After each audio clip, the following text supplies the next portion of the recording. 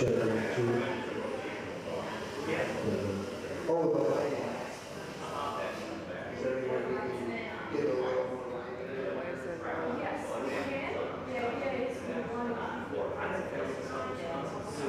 cool. Just getting kind of a glare on my screen.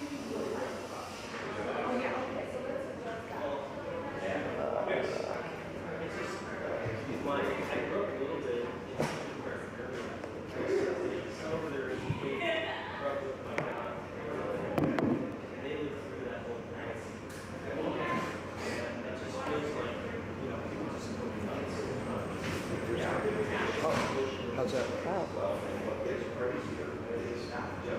What do you think? Any better, or is it? It's better. I think there's a big lag on my feed. Yeah. What do you think? You need a little more like that? The only thing I'm thinking is these like or maybe just that panel. Can we like turn it that way? I don't think they can. Smoke the screen. We're gonna make Oh, the screen. gotcha.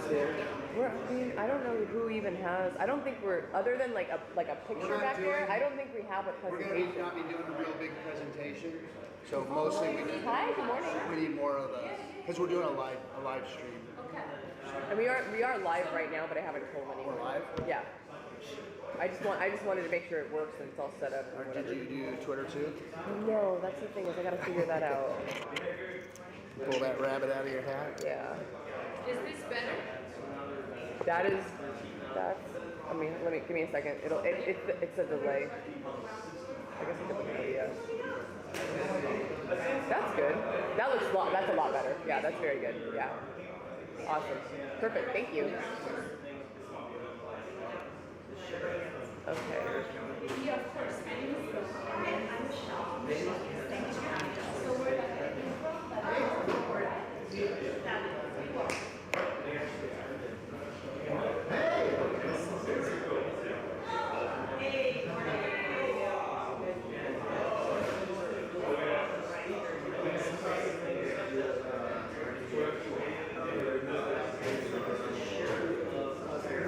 All right.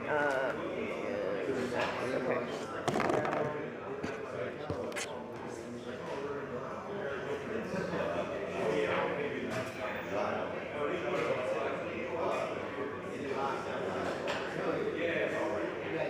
Did you guys run a sound check?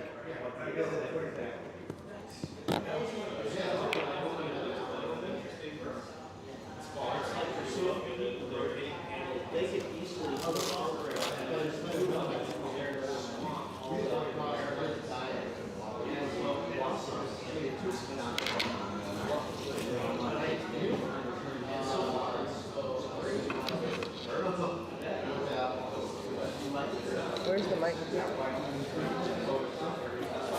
Check. Let me see if I'm getting it right.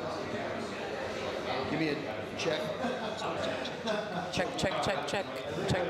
Yeah, I see it on there. I'm hearing both of them too. Grab that one. Check. Okay. Yeah, I see it on there. It's just you right now, so we should turn one of these off, right? What's that? Turn one off, because we'll need one right now. Okay. Who's going up first? After me. Who's going up first? The DJing guys. DJing guys? How many of them are going to be there?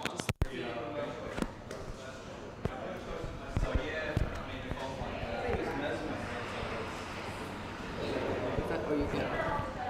Huh? Hey everybody, hello. If you are watching live on the internet right now, we're just getting things started. We're going to be getting going here in about 10 minutes. I'm over here setting things up. Hi, here's my hand.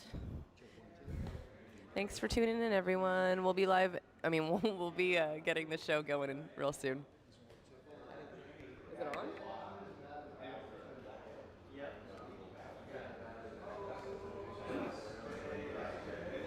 What do I do? Check 1, 2. Is it working? Kayleen said we could or could not use them. Is it running? I think. We got levels? We got levels. Check 1, 2. Check 1, 2. Check 1, 2. No, it's not. It's not connected.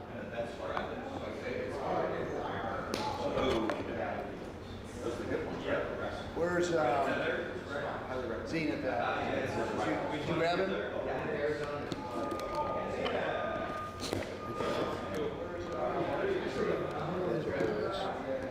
It was working. Oh, this is the wrong one. That's why. This is Zenith. Wait, but that's right. What do you mean it's the wrong one? Oh, did he already pair it with it? Yeah, they're paired. Yeah. This one's. I'm not seeing a level on there. Check 1, 2. Check. Check. You want dual channel? Check 1, 2. Yeah. So it's not showing 2. It's just showing 1 with both levels. Both of them are on the same level. Usually I see 2. Yeah. Do you want separate channels? Oh no, that's fine. We got 1 channel. That's fine.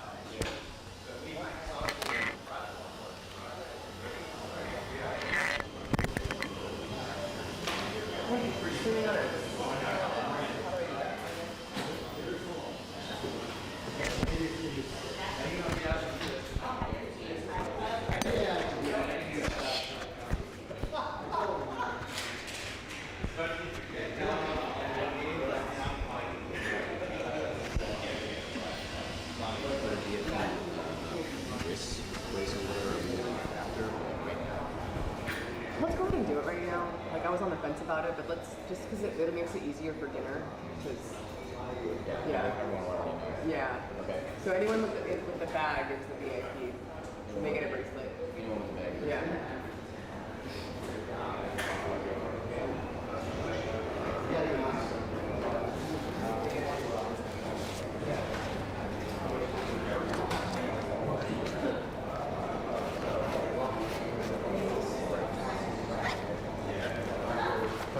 How's it going, man? Hey,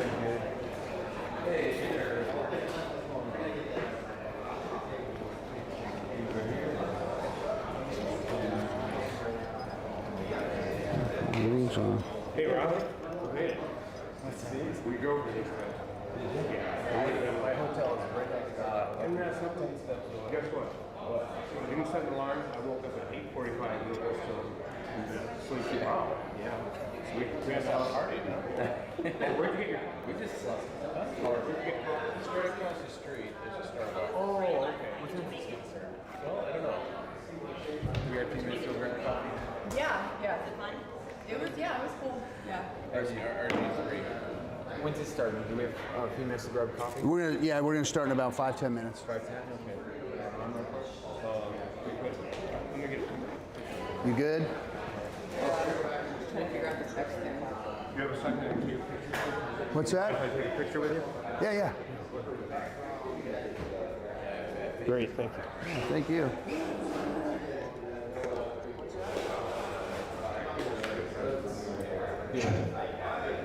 Pull the levels down a little bit. It's kind of loud.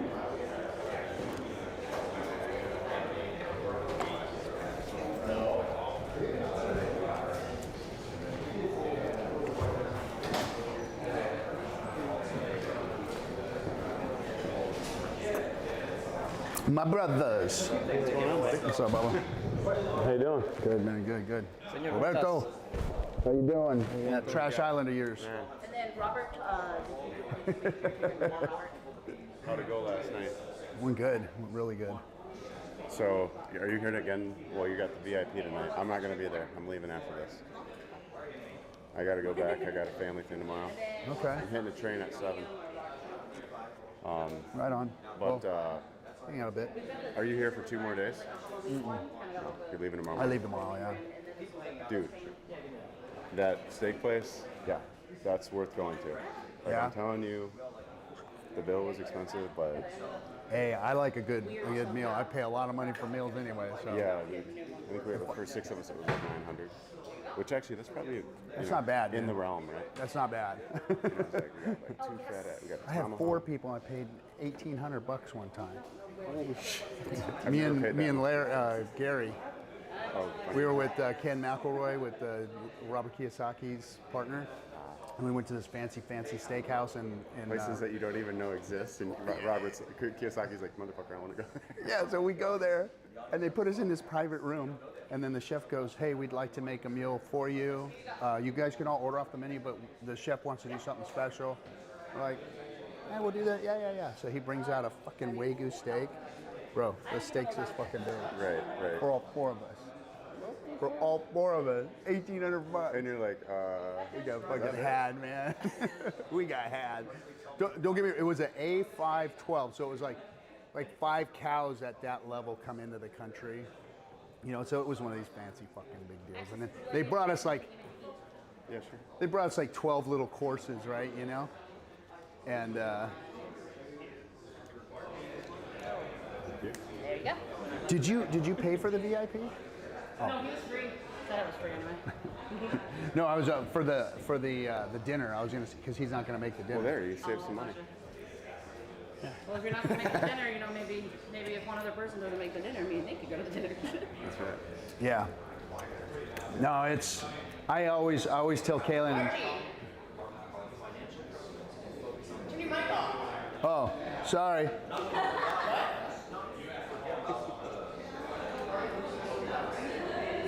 You have to just show that you.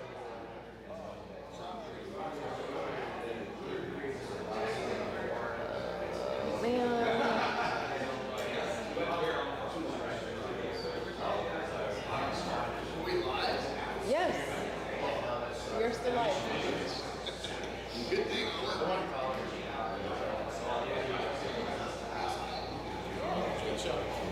Oh. Dude, what the actual?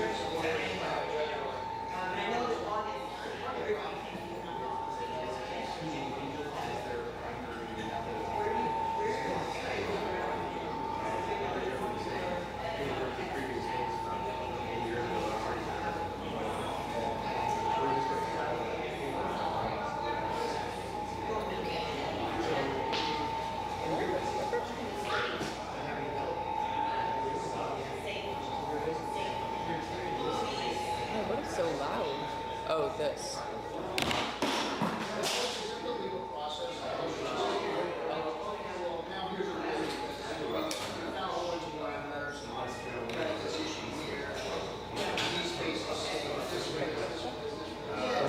Hi, hey everybody. We're going to get started here in about a few minutes. Thanks for coming. Woo.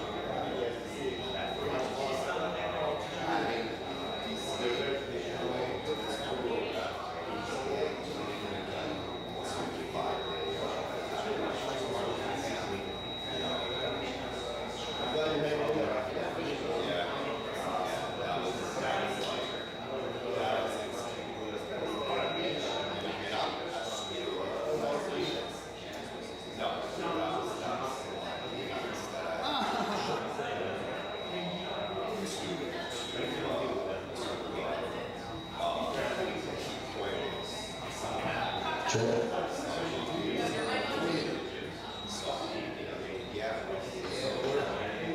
me see if I can bring this down a little bit. Check 1, 2, check 1, 2. Check 1, 2, check 1, 2, check 1, 2. Check, check. Oh, that's not even on. Here we go. Check 1, 2, check, check, check, check, check 1, 2, check. Check, check. Check. 1, 2. Well, it's not going down any. All right. Oh. Check. All right, we'll go with this. Nice over there. What's your boy? Hey, good to see ya. Did you get some sleep? Yeah, I didn't even go out. Pussy. I know. Sounds good. Sounds great? We're good? We're live. What do you guys? Well, hello everybody. Welcome. Thanks for coming to our event, the SEC after Richard Hart. What was that? Oh, yeah, okay, we can put that up. The after party for the SEC court case, which was, like some people say, a nothing burger, but it wasn't a nothing burger. Everybody here went, right? Everybody went? So we're gonna have nuclear herbs up, of course. So everybody's gonna want to hear the Legal Eagle talk about what his opinion was on what happened. You're gonna hear from the panel. You got Coffee, myself, the DJ and Roundtable guys. We're all gonna be sitting here discussing and taking questions from you guys. And maybe we can get some questions from the audience, or maybe they can. I'm gonna work on that. Okay, so we're live streaming, guys. So we decided to throw that up there on the Twitters and throw it up there on PulseChainTour.com's website. So if you go there, you can. No, it's on YouTube. Oh, I'm sorry, YouTube. So PulseChain Tours YouTube, not the website. That's the paywall website. So we took it off the paywall. We're just throwing it up on YouTube so you guys can participate, and maybe we can take some questions from the chat rooms and from everybody here. So here's my quick 2 cents on all this. So about 2.5 years ago, the SEC sent me a subpoena. They sent me 4 subpoenas.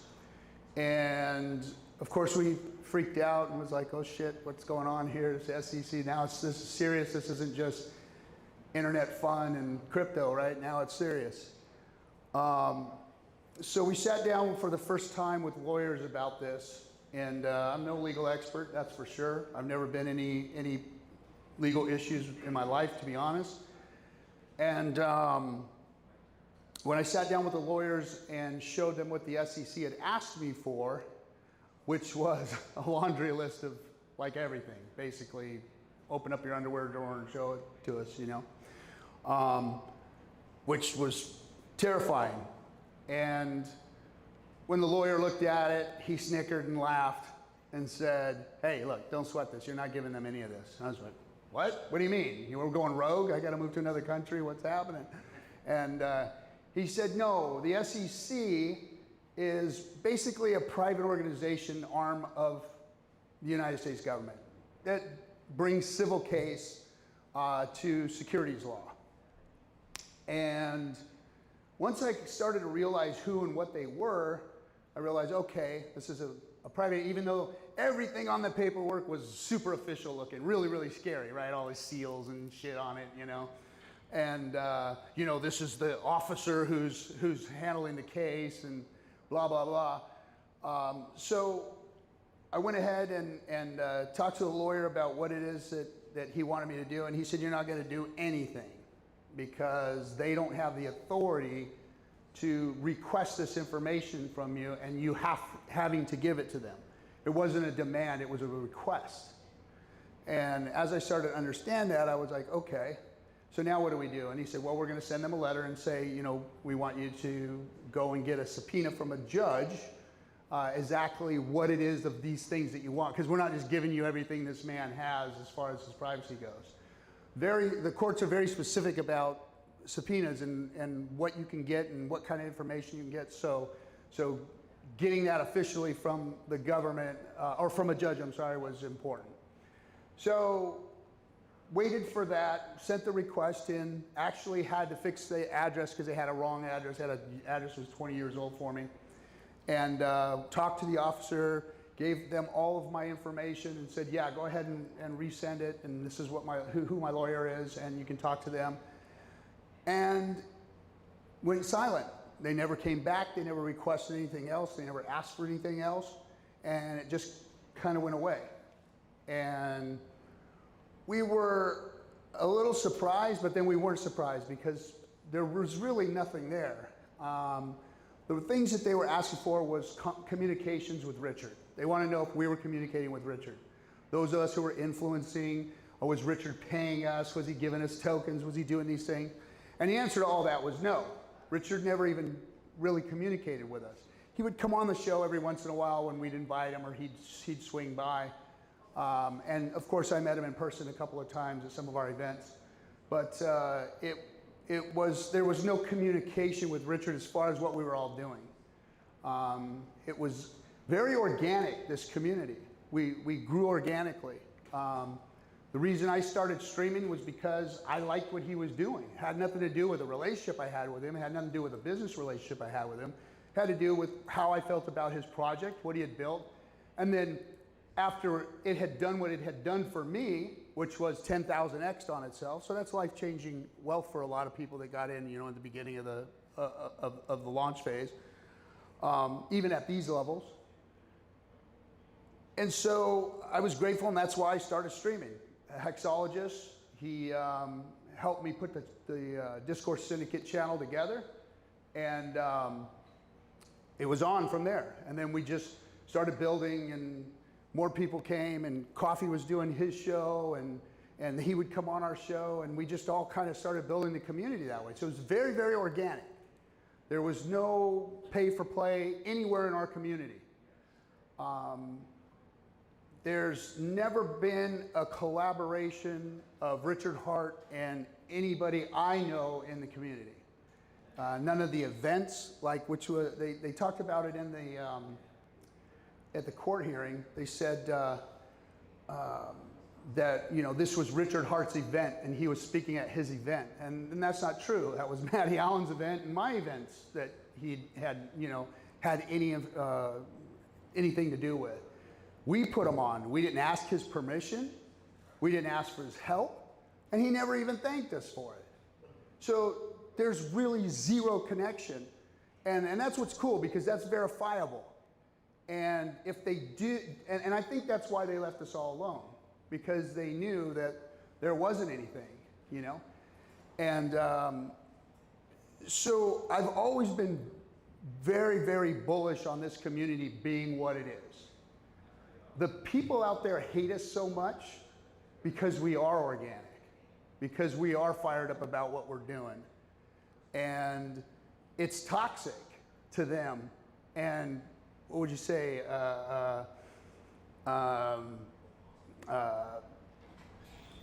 Contagious with us, It's like all of this energy that we put out there breeds more energy, and more people want to get involved, want to see what's happening. And then when they start once they see the community, once they see what the crypto is really doing, then that's when they buy all in. Some call it a cult, some call it Richard sycophants, whatever. They just need to discover what we've all discovered. It has that. How many of you guys really, really, really think that Richard Hart could be your best buddy? Yeah, there's a couple of you maybe.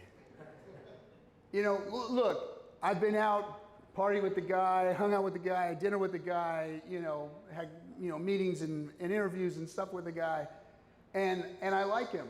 I like who he is and what he does, but he's not somebody that I'm going to put on a pedestal and call some kind of god or some kind of genius this or genius. Has he done great things? Hell yeah, he's done great things. I think he's probably the best founder in crypto because of what he's done.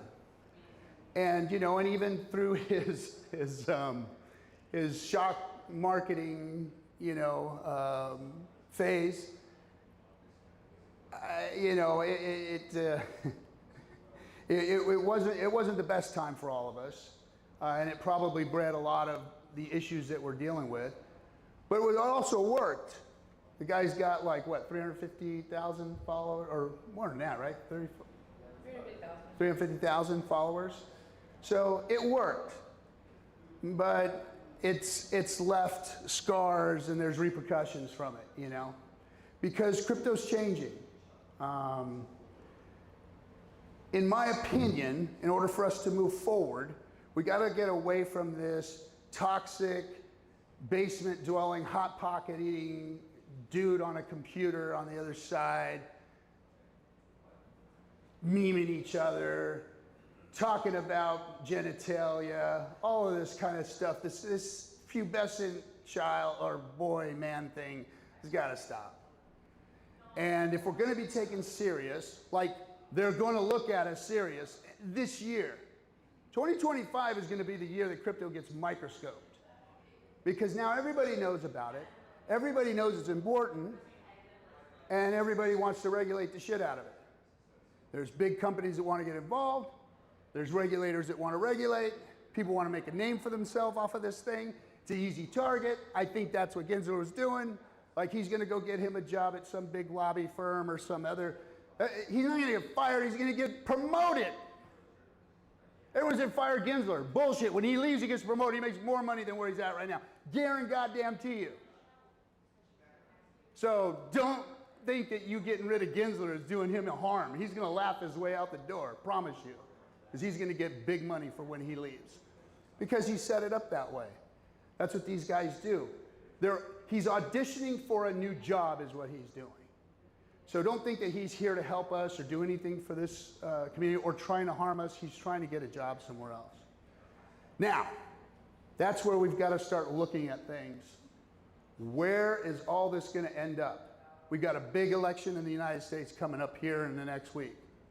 That's going to determine a lot of direction in which we're going to go. Whatever side wins, I'm not going to sit up here and try and say which side should win, what side shouldn't, what's better for crypto, what's not better for crypto. All that matters is that when it happens, we need to pivot and we need to be ready for what's about to come. We need to know who the regulators are. We need to know who the crypto money is. We need to know who we need to team up with in order to save DeFi. Because they're coming for us. You guys, is DeFi. First DeFi. Only DeFi. Best DeFi. So guess what? That's what we got to protect. And they're going to come after DeFi. They're going to come after it. I guarantee you. You look at the exchanges. When I went to DC a couple of years ago to talk to lobby firms, I went and talked to the crypto lobby firms to try and find out what was going on. What were they doing? Who are they leaning into? How do we get involved? How does this community get behind and help push some momentum? Because everybody knows you stick the hexagons on something and it's over. They're like, you know, ants. So they'll tear it apart. So I wanted to help direct us. And when I went there, now this was just before FTX debacle happened. And when I went there, the lobby firms were like, yeah, and they didn't really know about DeFi too much at that point. DeFi wasn't a big thing, you know? And they're like, yeah, we've got to get legislation in place, rules and regulations for the centralized exchanges. That's what we're doing. I'm like, what are you talking about? Centralized exchanges are ripping you off. Centralized exchanges are custody. You're giving up custody. There's DEXs out now. Now we, the people, can own our crypto and be part of the exchange. So we got it. We don't need that centralized stuff. That needs to go away. Oh, no, RG, you're crazy. You're crazy. We need centralized exchanges to get the regulation, and all their money was pouring in to getting that done. And it was very odd and strange, and I didn't understand why I understood why the crypto companies would be doing that, the Coinbases and the Geminis and all of them, and the FTXs. But I didn't understand why regular crypto folk, other than the hexagons, of course, were go ahead and like cheering for this legislation to start happening, cheering for these people to bring their money in and do all this stuff. They were, you know, oh, BlackRock might come in and buy crypto. Oh, now JP Morgan might come in and get crypto. And I'm like, well, why are you guys cheering that on? That's the end of us if these guys get a hold of it. So I left there with my tail between my legs, with just getting nowhere with any of these people. And when I got back, FTX happened about 2-3 months later. And I was like, ha ha ha ha ha. So it all imploded on them. All that money they spent, fake money they spent, by the way, because that was mostly all of Sam's money he was pouring into these politicians. They were scrambling. I mean, I was laughing every day. This politician's giving their money away that Sam gave them. This politician giving their money away. Oh no, the Republican Party gave it all back. Oh no, the Democrats are hiding it now and doing it this way and that. And I was like, damn, look at this, like scurrying like roaches when the lights come on. And but you know what? It sucks being right and then nobody listens and nobody learns. And none of those people call me and say, hey, you know what, RG? Fuck, that thing blew up in our faces. You were right. We should have been listening to you. You guys are the real crypto. You and your folks out there are real crypto. We should have listened. And no, I didn't get any calls like that. And I've still been spitting out a spleen trying to talk to this community about what's about to happen. Because if we don't get out there and get off our asses and do something about this and get behind something that's going to take crypto into the 21st century and out of this, last 13 years of crap that it's been going through, we ain't going to get to keep it. Because guess what they think of us? I look here and I see a diverse group of people. I see different faces, I see professionals, I see, married people, I see single people, I know there's single moms and all this other stuff involved, and that's what they need to know, is that's who's in it. Because guess what they think? They think that it's that 300-pound guy sitting in his mom's basement eating Hot Pockets and memeing everybody and talking shit on the internet. That's what they think crypto is crypto bros. And why? Because they're the loudest in this whole community. We've got those guys are the ones that are running stuff. They're vulgar, they're obnoxious, they're not professional, they can't run a business. I have been through so many businesses with all these crypto folks, and nobody has any leadership skills. Nobody has the follow through on anything. It's sad and it's pathetic, and that's our space. So when they come at us, this is what they're looking at. This is what they're looking at. And then guess what? As far as DeFi goes, this is what they think. They think we're money launderers. They think we're terrorist sponsors. They think we're drug dealers or buying drugs on the internet. And that's what DeFi is to them. So guess what? We're first on the chopping block. If they don't see our faces and hear our stories about the normal people that are involved in this, we're going to get screwed. Bottom line, there's got to be enough of us telling these stories. We need blogs and vlogs of people doing video logging of who they are and what they are and why DeFi is in their life and why they need it. And how it's just as important as cash. Only now that we live in a digital age, it's a digital cash. And it's us taking control of our money. Let us have our money. Yeah, sure, go ahead and make a little centralized area over there for the people that want to play it safe, which is fine. Let's do that. Let's have a centralized crypto and a DeFi crypto. We have cash and we have, credit, right? So why not have two different worlds here? You got FDIC banks, and you put your money in, and they'll give you up to $200,000 if the bank screws you over or whatever. And then you have the crypto side, which is the DeFi side, which is us, cash. We need to be able to let them know that we're grown up enough to handle that. That's what we need. It's like, hey, the whole world gets to use cash. We should be able to use DeFi crypto. And that argument needs to be made. And normal people telling them that they're involved is what needs to happen. And we need to get in front of the right audience. I keep saying we need to be at the table, not on the table. At the table. So we need to find in routes. We need to get with our local politicians, our treasurers, our secretaries, and start sending them letters, picking up the phone, and leaving a message on their answering machines. They listen to that stuff. They do, especially at the local level. I'm not saying go to your senator first and start screaming and yelling at them. They don't give a shit. They do take the calls and they do monitor stuff. And they'll say, hey, we got, 30 crypto calls this week. Oh, really?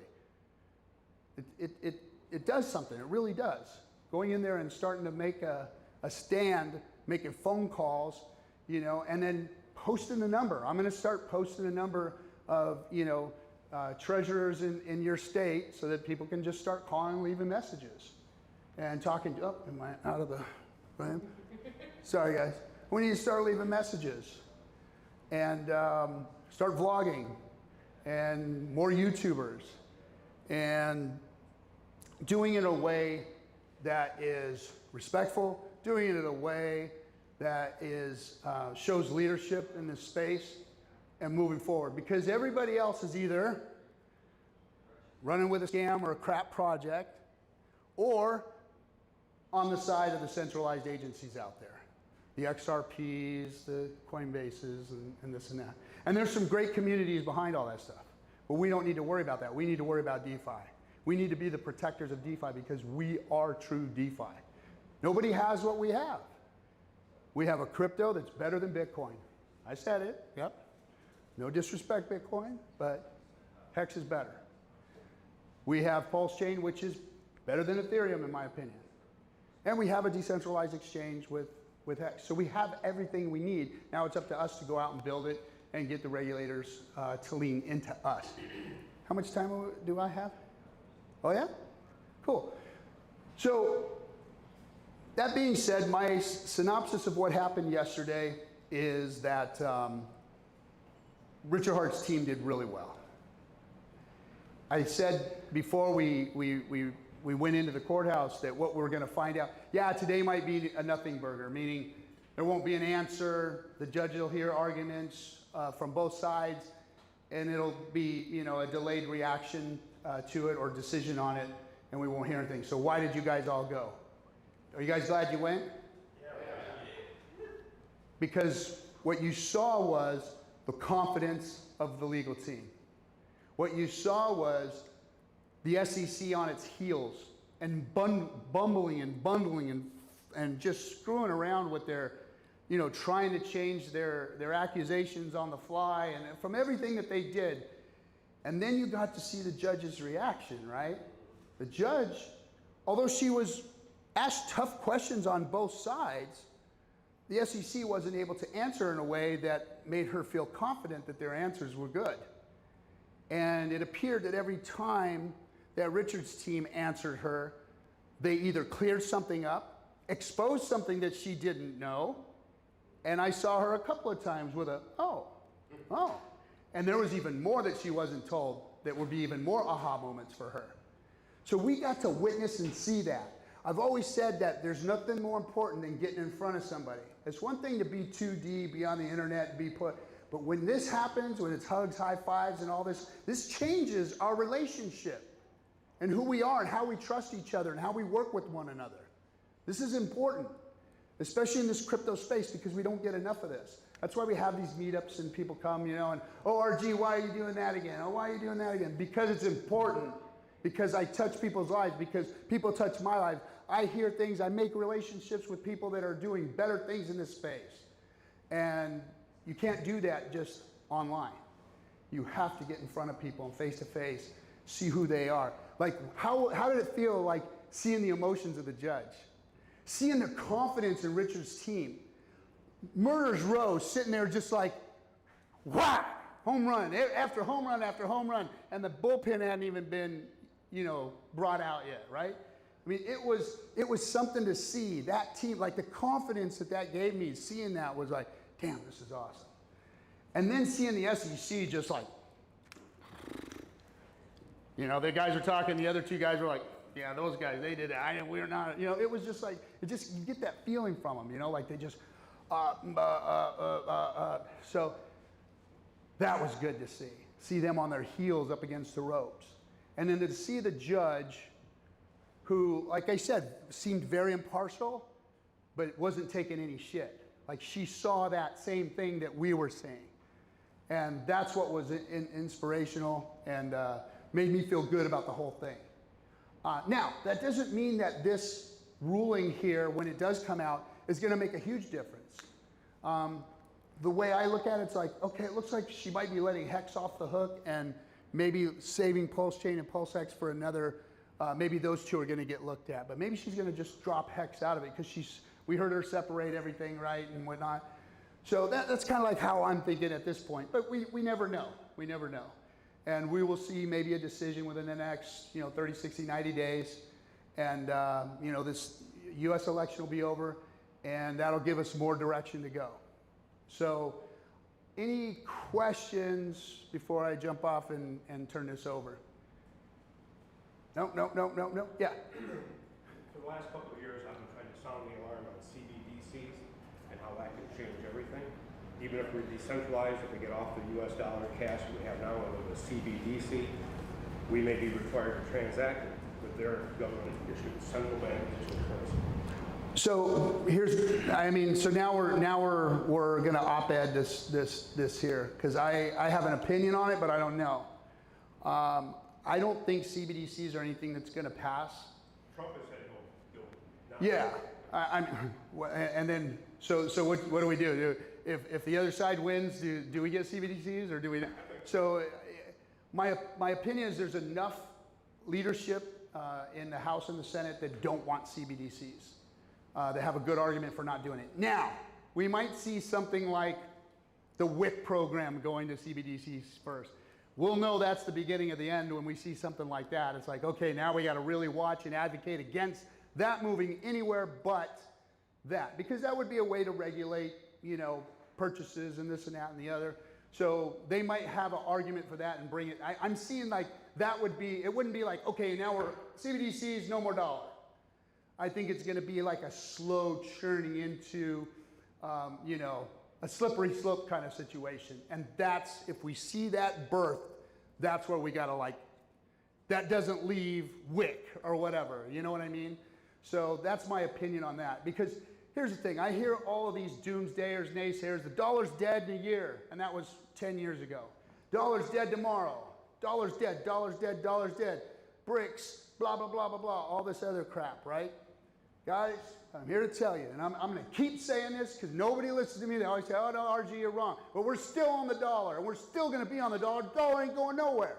Why? Because the dollar's not a petrodollar anymore. The dollar's not something that's backed by gold or the value of this country or its GDP or any of that shit. It's backed by its military.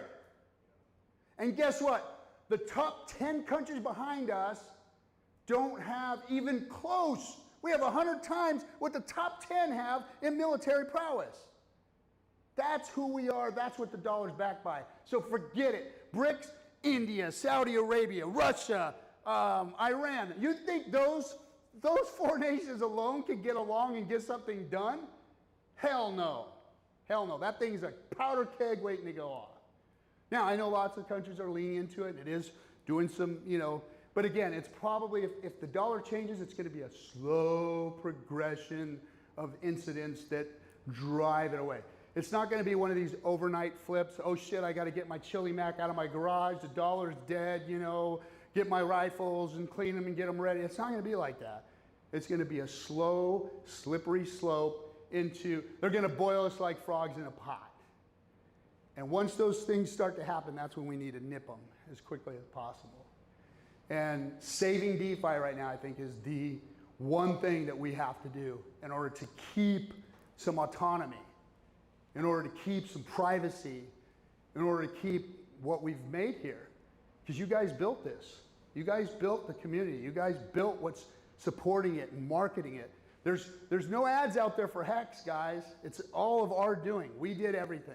The community did everything. From the taxis in London to the movie that we made, all these things are community effort. We've all done this. So anyway, with that, I'm going to bring somebody up a lot more smarter than me to talk about his opinion on what happened yesterday. And that's our own legal nuclear herbs. Oh, no? No? Did I screw up? Hold on, bud. Oh, it's the D. Okay.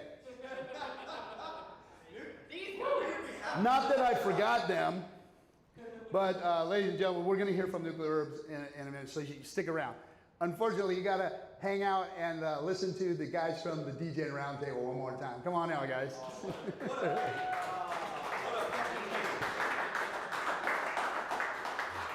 We got Will. Hey. We got Zenith. And we got Mr. He's taking pictures. We get it, taking pictures. All right. So this is for the peeps, and you know everybody's hearing your live stream through your. Are they mic'd up? Let's get mic'd up. Here, take mine. Ooh boy, we got microphones, we've got audio equipment. This is gonna be fantastic. So this is for the live stream. Ooh, fun. I don't know how to set this up. I gotta put my notes somewhere.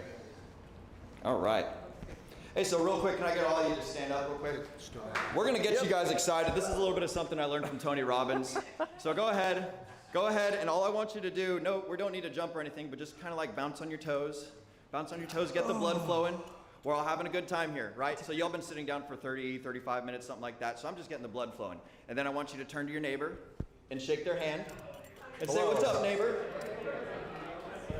And then turn to the other neighbor. Once you're done shaking their hand, and you shake the other hand, and then once you're done doing that, go ahead and take a seat. We'll get going into this, but the whole point of us being here today, and I never clipped my mic on, so sorry for the folks at home in the stream and whatnot. But yeah, we're all here to hang out with each other. We're all here to build communities. We're all here to build on DeFi, and that's what Zenith and I are here to talk to you about today. So Zenith, you want to cover all of the things? So we've got basically all of the things. We've got 4 talking points that we're going to be covering here. And the reason that we're all here is we all love DeFi, we all love rich at heart products, and we all love people as a whole and everyone else that loves these same things that we love, right? So go ahead, and I'm going to pass the mic off to you, and here you go. How we doing, everybody? Good, great. All right, so thank you. Yes. It's pretty reasonable to say that everybody in the room right now is what we would call the true believers, so I don't think we really have to sell the DeFi to you guys, but for everyone out there that wants to know why a bunch of us showed up to go to a court hearing that wasn't even a legal proceeding. Introduce ourselves, I guess. Oh, that too, we'll get Yeah, that. we didn't do that. Who are you? How's it going, folks? I'm Zenith. You can catch me on Twitter and Instagram at ZenithDI, but we are part of the DGen Roundtable, and we're very fortunate to be invited here to speak because RG3 and SJ think that we're doing a little bit of community building ourselves, so that's what we're here to talk about. Who are you? Well, for the folks at home who don't know, my name is Will Stevenson. I'm also a member of the DGen Roundtable, one of the hosts. I peruse around the United States building TV towers, and in my off time, I talk to assholes such as yourself and Mr. Zenith over here on the DGen Roundtable, and we just, it's true though. It's true, we're all a bunch of assholes. I mean, just ask anyone that's not in the Hex community. We're all just a bunch of nincompoops and silly gooses and things. But I like to talk to folks about crypto. I like to talk to folks about leadership. I like to talk to folks about basically anything. So that's what we do on the DGen Roundtable. So if you guys haven't heard of us before, you can find us on youtube.com/@DGen Roundtable. We stream every Wednesday, Friday, and Sunday. And then we're on right before you guys do the Discourse Syndicate. So if you guys want to catch a book club, we're live at 8 o'clock Eastern on each one of those days. And so you can come catch us talking about our feelings about the book club. It's mostly Zenith, myself, Nate, and Cassie, and we just talk about whatever the coolest book that we read. And then oftentimes we go and we steal the captain's Discourse Syndicate effing hangout. So anyways, that's who we are. That's why we're here to talk to you guys. And go ahead and let's actually talk about the stuff. All right, shill over, I promise. All right, so 4 things we're gonna talk about. Basics of DeFi and community building. After that, what are the problems inherent with the space? Some examples of people that are doing it well and the differences of how they solve the problem. And then finally, why do all of it? What's the payoff? What do we get out of having a successful DeFi community? So first and foremost, DeFi, for the folks at home, decentralized finance. What it is financial products that are decentralized because they don't have a central authority. There's no singular point of failure. It's distributed through the blockchain ledger, which is maintained by many people all over the globe, and it's not really restricted based on who gets in. It's just who has the equipment and is willing to back it up. And then lastly, the sovereignty is non-existent. For anybody that was in the courtroom yesterday, we had the famous question of where does the blockchain live? The answer is nowhere, or cyberspace, or the cloud. But whatever it is, it's not physically present, so that's where you get one of the other issues. Community. What makes a good community? Will? I was gonna actually tack onto the DeFi thing there. I presume you all know what blockchain is. For the folks at home that are streaming who have never heard of blockchain before at all, it's essentially an Excel spreadsheet that anyone can access at any point in time, validated by hundreds of thousands of people on the internet all over the place. And the only way that you get to move your stuff from one little block on the Excel spreadsheet to another is with a special magical password that only you know. And if you give someone else that magical password, then congratulations, they have access to all of your goodies. So that's the other thing that I want to tackle about DeFi. What was your question about the other thing, community? What are the principles of community? Ah, yes, the principles of community. So, what is a community? So a community is basically just a bunch of people that get together that all have a shared value, whether you want to look at it as a sports team, if you want to look at it as a bunch of people that were born on a specific patch of dirt, some sort of nation or something like that, a creed or a religion, you know, there's a whole bunch of things that make for a community, but it's essentially just a whole bunch of people with a shared belief in something that they find very important, and they hold that near and dear to their hearts, and that's the thing that like brings them all together. It's essentially it could be a scaled out version of a tribe. It could be, well, I don't need to give you all the things that it could be, but that's essentially what a community is. It's a series of interpersonal relationships at scale. So what do we look for when we create communities? What are the things that we try and tackle in order to get people together, in order to get them to talk about and share experiences and, you know, become subject matter experts and spread the knowledge, spread the wealth, spread the entertainment and the fun and the good times? We look for shared values. Oh shoot, I went off topic there. You're good, you're good. So back to what is community. It's a bunch of shared values. We'll get into how to tackle it and stuff later. And then from communities, you often see leadership spring out, and that's another thing that we will talk about in addition to that later. So for sure. Next thing. All right, definitions covered. So what are the challenges that are inherent with the space? So first and foremost, DeFi, a lot of it's largely anonymous, which means we don't see the face-to-face interactions online. You're just a name behind a screen, or more realistically, a wallet address, which is a very complex and convoluted series of numbers and letters, which you are absolutely not going to recognize.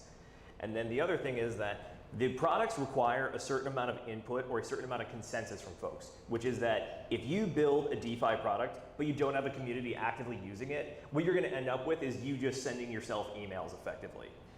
And yeah, you need other people, otherwise you're talking to yourself. So over to the community building.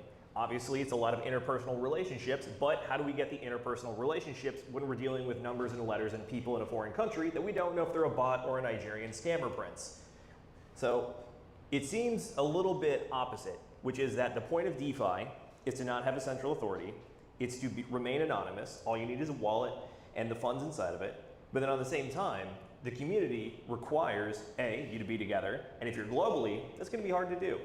After that as well, it requires the interpersonal relationships, which is that it really makes a big difference when you can look a man in the eye, shake his hand, and say, this is the person I know, this is the person I'm dealing with, and good chance, we're on the same team. Yep. There you go. So we've got, there's a bunch of like specific problems that are, that we look for as challenges when we're dealing with communities, specifically in the DeFi space. Some of the, if you take an outward zoom and you look at building communities from more of a 30,000 foot perspective, there's a couple things that come into play as being problematic or being challenges and stuff like that. And it's essentially, it requires a lot of work to build a community. You're going to fail. There's going to be a lot of times when you're going to do the wrong thing. There's going to be a lot of times when you say the wrong stuff or you make a mistake and some sort of bad thing happens, right? There's going to be opposition. There's going to be people that are going to want to destroy the thing that you have, whether they don't believe in it, whether they think that you're their enemy or their adversary, or whether they just want to tear you down for fun because they're sociopaths or something like that. So you've got the problem of doing the work, you've got the problem of failure, you've got the problem of opposition, and then oftentimes you have the problem of knowledge. Right? The problem of knowledge being that most people don't know what they're doing most of the time. Like, there's very few legitimate experts in the world, very few people who have reached that 10,000 hours of expertise in any sort of given subject. We're mostly all just bullshitting our way through just about everything that we do in life most of the time. And we get working solutions and we push forward with those working solutions until we gain more expertise, until we find more mentors, more people that know the stuff that we're talking about. All of these problems in the community building can just be solved by applying consistent effort. So dedication and perseverance. Those are the two main things that come with community building, because you're going to experience tons of problems. There's no way to bake a perfect cake the first time you do it if you don't know how ingredients work, you don't know where to find the stuff, you don't know, you haven't made a whole bunch of cakes before. You basically just have to do the work, you have to fall down, you have to pick yourself up, you have to persevere, you have to find mentors, people that are smarter than you, people that know more things. Like for instance, when we started the DRT, when we started the DGen Roundtable, we didn't know what the fuck we were doing. We're just a bunch of assholes, like I said earlier, that we all knew that we were contributing to this other course that we were in at the time. And we all saw like, oh, this guy's talking about a lot of smart things. This guy's talking about a lot of smart things.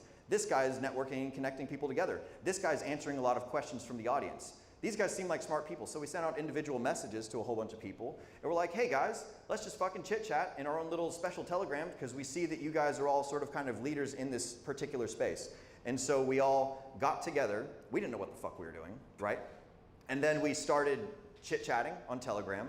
And then we realized like, oh shit, like, some of this is actually good stuff. I mean, most of it was, you know, garbage. We're just talking about our feelings and sports and crap. But like occasionally we would be like, oh, and the SEC did this, that, and the other thing today. And here's some macroeconomic stuff. And here's some technical analysis. And it's like, wait, this is actually some good like substance here. And so we formed a little community around basically the idea of we're just gonna start chit-chatting. We're just gonna start recording the things that we're talking about.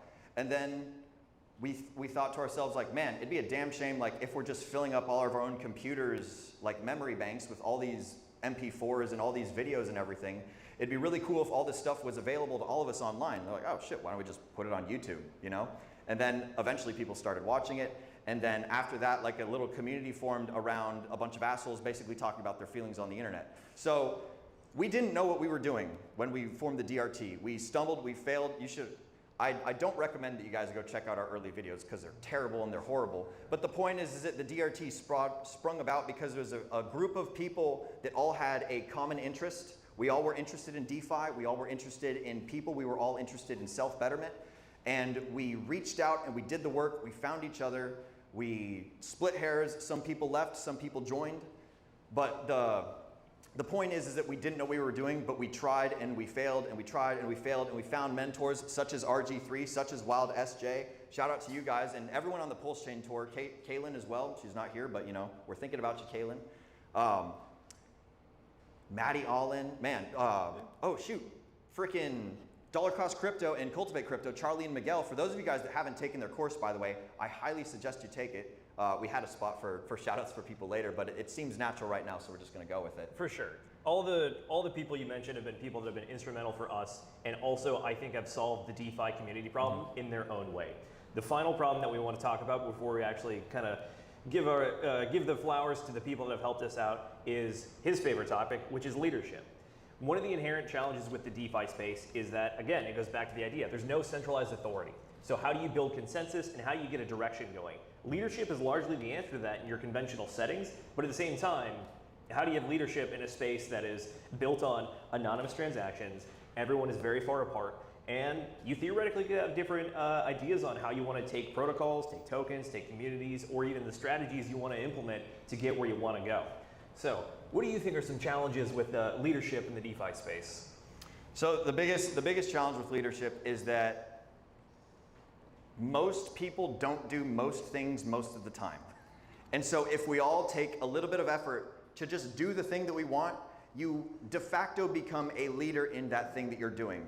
If other people like the thing that you're doing, if what you're doing has product market fit, if it has stickiness, if it has good messaging, if people find it attractive, or whatever it is, if you start doing something and people start liking it, you de facto become a leader. So leadership blossoms up from DeFi naturally, but then people run into the problem when the leadership stops being not organic, because that's not the direction I want to take it. But once you scale up the leadership, once you scale up the number of people that are following you and helping you do your stuff, then you run into the problems that happens a lot when you have, man, I'm really super eloquent right now.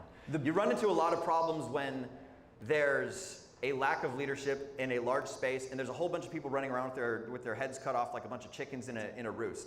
If you start doing something, you become a de facto leader. That's okay at small scale. It's okay when you have like, 1, 2, 3, 5 people. Once you start getting to 100 people, once you start getting like 50 people, then leadership becomes extremely important, and it behooves you guys as all, like, you're all here now. So you're all de facto leaders, whether you like it or not.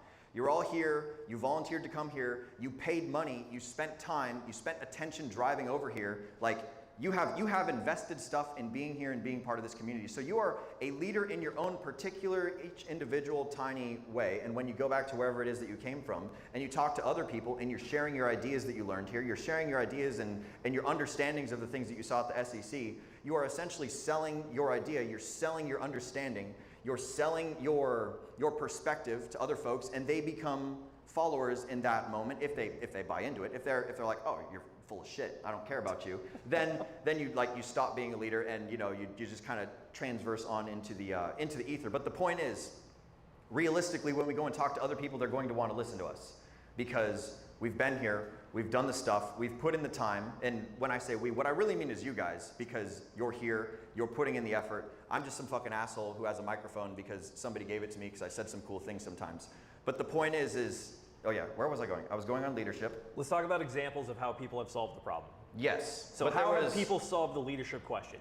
For us specifically at DRT, it's less leadership and more of like ancient Greek gymnasium, except we actually wear clothes most of the time. What does that mean for the folks at home? It means it's just a bunch of weirdos sitting together in the courtyard talking about ideas. Mm-hmm. The ideas that we started with is that we're all trying to be better investors. So we bounce ideas off each other. We all have our own specialties. And even internally, we do have a leadership team, but it's really just to handle mundane, monotonous stuff like getting a bank account set up, trying to form an LLC, learning how to do thumbnails, learning how to do thumbnails better. Yep. There you go. But the idea is there's no real centralized leadership, but it's a group of people that are all dedicated and seen as peers trying to research and become better on their own right, so that we have a direction, which is we're always trying to improve day in and day out. Contrast that with a different community, which I think Discourse Syndicate, RG3's PulseChain tour, it's another very successful organization, but he's just tackled it from a different approach. And the one that we describe on this one is that RG3 is just a guy with a vision who likes doing things. And then other people see that vision, agree with it, like the things he does, and you join in. And that's how we get the PulseChain tour going. That's how we get all the people in New York City pissing off the SEC in the back of a courtroom. I've got something whenever you're. Okay, sweet. So what I wanted to bring it back to is the, oh shoot, I had it and then I lost it, train of thought. Well, so we were going on leadership. Back. I got more. Yeah, go ahead. Dang it, where the fuck was I? All right. This is what you get when you got a peanut brain and diamond hands. Another group of folks in the space that we think have solved the problem in their own way is Charlie and Miguel. They are people that do a lot of onboarding and education. What they do is primarily try to build a community, get people up to speed as quickly as possible, so that all of them, similar to DRT mindset, which is that if you get people up to speed, you can work together effectively. So you're all operating on similar levels and understand where you're going, and you get some sort of sense of how the market is moving, where your group sees it going, and how to build strategies around that. Even inside of a group like theirs, which is the Citadel, by the way, it's a very diverse group of people. There are people that are very much just the like Bitcoin, ETH, L1 maxis. There's a good bunch of Hexicans. Shout out to Miguel, who literally got the Hex Cat, the Hellcat from Hex. Like that's how well it worked for him. And then on top of that, there's even people that go deeper into more degen plays, shall we say, or into protocols that are lesser known, lower liquidity, but at the same time, it's people building strategies together. So they still very clearly have centralized leadership, which is that they are the ones pushing the message, and then that corrals the people into their little pasture where they can teach, help people grow, and then also build a solid base of people that they actually do some very cool projects with. So for them, one of the payoffs that they have actually is that they have a community that they can work with to do new and exciting projects as they come up, talk to developers and that kind of stuff. Final group I want to shout out is Matty All In. I think he has the final different strategy, which is that instead of Matty is obviously an on-screen talent, but I think the thing that he's best known for is the Hex conference and the PulseChain conference. Obviously they're virtual conferences, so it's not a real flesh and blood one like this one, but it's online and it draws a lot of people pushing the same goal and message as well, which is singing the praises of PulseChain, Hex, and just building good sentiment. And that's what it does. So the way that he runs it is that it's highlighting people in the community to share their ideas, collaborate, and then also at a large scale, just celebrate everything you got going on so that it's very similar to the in real life meetups, but it's online, it builds a good sentiment, and it builds confidence knowing that the community is there and we're all aimed in the same direction. Oh man, hard to follow up that one. Well, that's the last example. Yes, so those are fantastic examples. The thing that I wanted to bring it back to is when people go from being small scale leaders into large scale leaders. At some point we cross the threshold of the number that we came up with is Dunbar's number, which is somewhere between 100, 130, 150 people. Once you go from having a small group of folks, I like to harken back to military days where there's like you have a small scale group, a fire team, like 4 people, that their one job is to walk forward and assault that bush or that rock or something. And then you have a squad, which is 4 teams of fire teams. So a squad has a different mission than a small little fire team, so it needs a different type of leadership. So when the number of people you have scales up and the goal that you're chasing gets bigger and better, you will need to adjust your leadership strategies. So these are some things that I just want to get you guys thinking about. The point is that at some point you guys are all going to become leaders in something that you're doing, whether it's in your employment, whether it's in the cryptocurrency space, whether it's you being a subject matter expertise on the thing that you like to do. You're going to be leaders at some point. And so it behooves you to Google and watch YouTube videos and go to seminars and learn about effective leadership, so that way you guys can be more effective at the things that you're doing and you can change more people's minds and make the world a better place, like these folks that we just shouted out, RG3, Miguel, Charlie, Maddie Allin, et cetera, all these folks. They've all understood and they've all learned these principles of leadership at scale, and they're leading large communities and making the world a better place overall. It's perfectly fine if you want to stay at a small scale community, if you determine that that's the leadership scale that you're good with. It's like if you can talk to a crowd of like 3 or 4 people and like say, hey guys, let's go get some fucking burgers and beers and talk about, this, that, or the other thing. You want to keep it to that small level, that's outstanding. If you want to scale it up to 50 to 100 people, also outstanding. If you want to be leading PulseChain tours full of thousands of people or conferences of thousands of people, then each one of those necessitates a different style of leadership, a different style of people corralling, getting all those chickens together with their heads cut off, all running around in the same direction. These are just things that I want to get you guys thinking about. I'm not a subject matter expert in any of this stuff. I just recognize that this becomes necessitous as we grow, and just these are some of the problems that we have found and that we've been tackling actively as the DGen Roundtable community, and we hope that we can pass all that experience on to you guys. I've got nothing else. Do you have stuff? Yeah, we got to land the plane. Okay. Oh yeah. What is the entire? We just laid a lot of different problems that are inherent with the space. We talked about the lack of leadership being a big one. We've given examples of how people have solved their problem. But the final question though is why do it? What's the payoff? What do you get out of the successful community building in DeFi? Number 1, you get a successful product. Whatever the original thing you were trying to build actually is going to be successful. You're no longer sending emails to yourself. It's now me and Will sending memes back and forth on a daily basis. Or in the case of a financial product, cough, cough, hex, you actually get confidence in the system. You have people that have a stake, like literally and metaphorically, which is that you have buy into the system and the confidence that what you are putting in is going to exist later on, so that you can believe that it's going to sustain itself. And then finally, the thing that you get out of the successful community building in particular is you've kind of solved the anonymous no leader system, which is that you now have the ability to build consensus, which gives you direction and purpose, which means that you feel like you now have the reins again, and you can actually drive the community and the group in a direction you want to go towards a goal or an outcome that you want to see in the world. And I would argue that's very similar to what we see here with RG3 putting on the PulseChain tour, which is that we can get everyone together and we can push in a single unified direction, and it's only going to make the community stronger and it's going to make the products even better. Yeah, wow, you tied that up. I was gonna throw in the we no longer have the feeling of being lost, of not knowing what we're doing.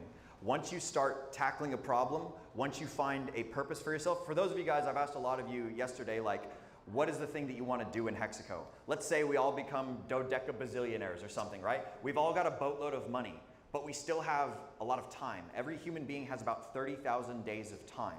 And you're spending those time tokens every single day, whether you're investing it actively or you're just like wasting it away in front of a TV, or you're sailing around the world, or you're standing up in front of a bunch of people giving a talk or something. You're spending all of your time tokens, and even if you make all of the money and you solve all of the money problems, you still have time left on the earth that, if used poorly, people lose the sense of purpose, they lose the sense of drive, they feel lost. So we don't want anyone in our community to feel lost. We want everyone to be chasing after some sort of goal. Whether you're becoming the community's fire splitter, whether you're becoming the community's website builder.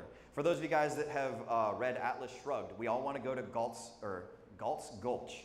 Yeah, Galt's Gulch, where all the famous and the rich people go, all the people that are the movers and the shakers in the world. That's what I envision Hexaco to be, is Galt's Gulch essentially. It's just a whole bunch of competent people who are all wealthy, who are all capable of doing different things, all of us coming together and having the wealth to not have to worry about survival anymore and not have to worry about the sense of being lost. So that's the ultimate problem that we're trying to solve, is the problem of purpose. Money, community, all that stuff is just, it's a means to an end to keep the purpose of survival going, and that's what we want to help you guys figure out, and that's what we want to get you guys moving towards, and anything like that. I've got nothing else. Do you have anything else? Questions? Yes, time for questions. Yes, sir. Jim. How do we find you? Oh, your question is, how do you find us? So you guys can find the DGen Roundtable at youtube.com/@DGen Roundtable, just like degenerate, but without the enterate part. So just DGen Roundtable. If you guys want to hop into our Telegram, it is t.me/DRT join now. All one word, all lowercase. What's in the Telegram? Why join? Oh, what's in the Telegram? I'm glad you asked. So what's in the Telegram is a whole bunch of people talking about a whole bunch of different shit. We started off as just like a blob of folks talking about stuff, but we have since split the DRT Telegram into a bunch of different focused conversations. So for the memers out there, for the folks that don't want to do anything but tell raunchy jokes and share terrible pictures on the internet, and maybe lead with something else. Yeah, I'll lead with something else. We talk about crypto first and foremost. We like talking about cryptocurrency. We like talking about projects that are going on. We like talking about cool folks and stuff that's going on in the ecosystem. That's like the substance of our streaming, is mostly cryptocurrency. Then after that is self-betterment. Then after that is like, you know, checking out who's all doing what. So when you join the DRT community, and it's free, there's no price tag to it. It's just a bunch of people on the internet talking and theoretically, like, you know, providing value to the system. It's a place to share research and ideas. If there's something that you're interested in, odds are there's someone else in our chat that is also interested. Bounce ideas off each other, share your research, figure out what's going on so that we can actually become better investors together. That's why we built it. We're stacking knowledge every day, little by little. And if you have a specialty, perfect. We are a group of specialists. No one single person in the Telegram has all the answers. We got to work together to solve it, because it's a big space and no single person is going to have every answer. But we hope that someone in there does at some point. So we've got the legitimate monetary stuff, and we've also got, you know, entertainment stuff. And I kind of led with memes because I'm more of an entertainment guy. Like, money's cool and everything, and I like learning about it, that's great and all that, but I like having a good time. So we talk about memes. We talk about sports. If you're into anime, they've made a little Telegram for the anime. But if you don't care about it, you don't have to read through the messages. We've got stuff about physical fitness. We've got doctors in there talking about how to fix your posture. We've got weightlifters in there talking about how to better your workout regimen. We've got, I think there's even a couple nutritionists or something like that. The point is, we have dedicated chat groups for every single metric of entertainment and improvement and stuff that you can think of. And if you've got more suggestions, we even have a fucking politics room for people to, you know, run their mouth on all that stuff going on. But the point is, like, we want to have places for people to both vent and contribute. So we've got like steam blow off rooms, like the meme one. We've got like the politics one. We've also got places for people to improve, and you can curate your reading habits however you like. But that's how you can find us, is DRT or t.me/DRT join now. Again, that is t.me/DRT Delta Romeo Tango join now. And that's our Telegram group. If you want to watch us stream, we're live every Wednesday, Friday, and Sunday at youtube.com/@DGen Roundtable. Does that answer your question, Jim? Perfect. Excellent. You got a question, Bill? What's up? Yeah, I do. Thanks. Yes. I appreciate your comments on leadership and scale, especially in a decentralized world, and that's a really important thing. Can I offer one observation on that and get your reaction to it? Please do. You want the mic? Yes, please. Do you want the mic? Yeah, I can give you the mic. Yeah. So everyone else can hear you as well. I love the way you gave all the attributes of what it is to be a leader, and to be a leader at scale of particular areas of expertise. You gave 3 great examples. You guys at the DRT, RG3, what he's built, Matty Allen, for example. But there's a 4th component as an observer, as just a guy in the space, that is common to all of you as leaders, and I think it's important for anyone who's considering that to understand it. None of you are building silos. All of you recognize as leaders that you need to build bridges to the others in the community, and you actively do it, and it makes you super effective. It leverages your effectiveness, and it actually grows the broader organization. And And I think it didn't even get mentioned because you know it's so organic. It doesn't even come across. But That's good. I'm glad you mentioned that, yeah. Anyone that's out building an organization somewhere of whatever scale or size, don't think about being silent. You're not doing it for your own purposes per se. Build it and serve the organization by building bridges to the others that are doing likewise so that we have a mesh community. I like that. Perfect. That's excellent. Thank you, Bill. I appreciate that. Give him a hand. That was absolutely fantastic. For the folks at home who might not have, because I realize that we're wearing microphones, for the folks at home, the summary of Bill's statement is essentially it's important to reach out to other folks and reach out to other networks and other communities and not focus on just literally like crunching down on your own little thing and, you know, making there's no castles here. This is all, you know, nation spreading. We're all here to proselytize and expand instead of, you know, contract and self-focus things. So thank you, Bill. That was an excellent point. Does anyone else? Yes. What you got, Gabriel? You want the mic? I got you, dog. Here you go. So this is Gabriel, everybody. Hello. Hello. I've met a lot of you in person, and I'm just so encouraged by RJ was just great, just really wonderful to get us back in space. What, you know, right now we are. Let me go to the point that I was wanting to make here. You're saying feeling lost and chasing the goal. And the problem of finding purpose. One of the primary things and important things is the very first purpose that we all have, and that is survival. We don't really understand, and it's purposeful, how we are losing our economic ability to survive. That right there is the core point, that when people realize they will come together to survive. And not only survive, then it's the next step of thrive. So that's the point I wanted to make. You made a great entry to that. But really our core point, that's what the bridge is all about. So that we all survive together, and then the next step is thrive. Excellent. Thank you very much. Give him a hand, everybody. Thank you. Thank you, Gabriel. Any other thoughts? Oh, nope, that's good. Any other thoughts, concerns, questions? Anyone have anything to add? I am more than happy to pass the mic around. This has been a fantastic time, guys. Thank you for your time, RG3. Thanks, guys. Coffee, you got it. All right, so everybody good? Bathroom break? Oh, all right. All right, so thanks, guys. Excellent. The DJ Roundtable guys, I've been watching them since they started their show. And I said, oh, here we go, a bunch more crypto bros sitting in their basement, you know. You're not wrong. Then I heard them talk.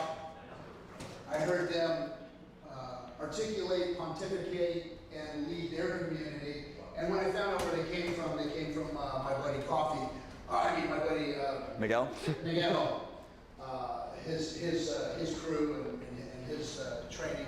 Is that good right there? Or okay? Good for the camera. I thought, okay, these guys are solid. Because Miguel, if you guys don't know, he started this for significantly. It was me and Miguel and Hexologist on the first day.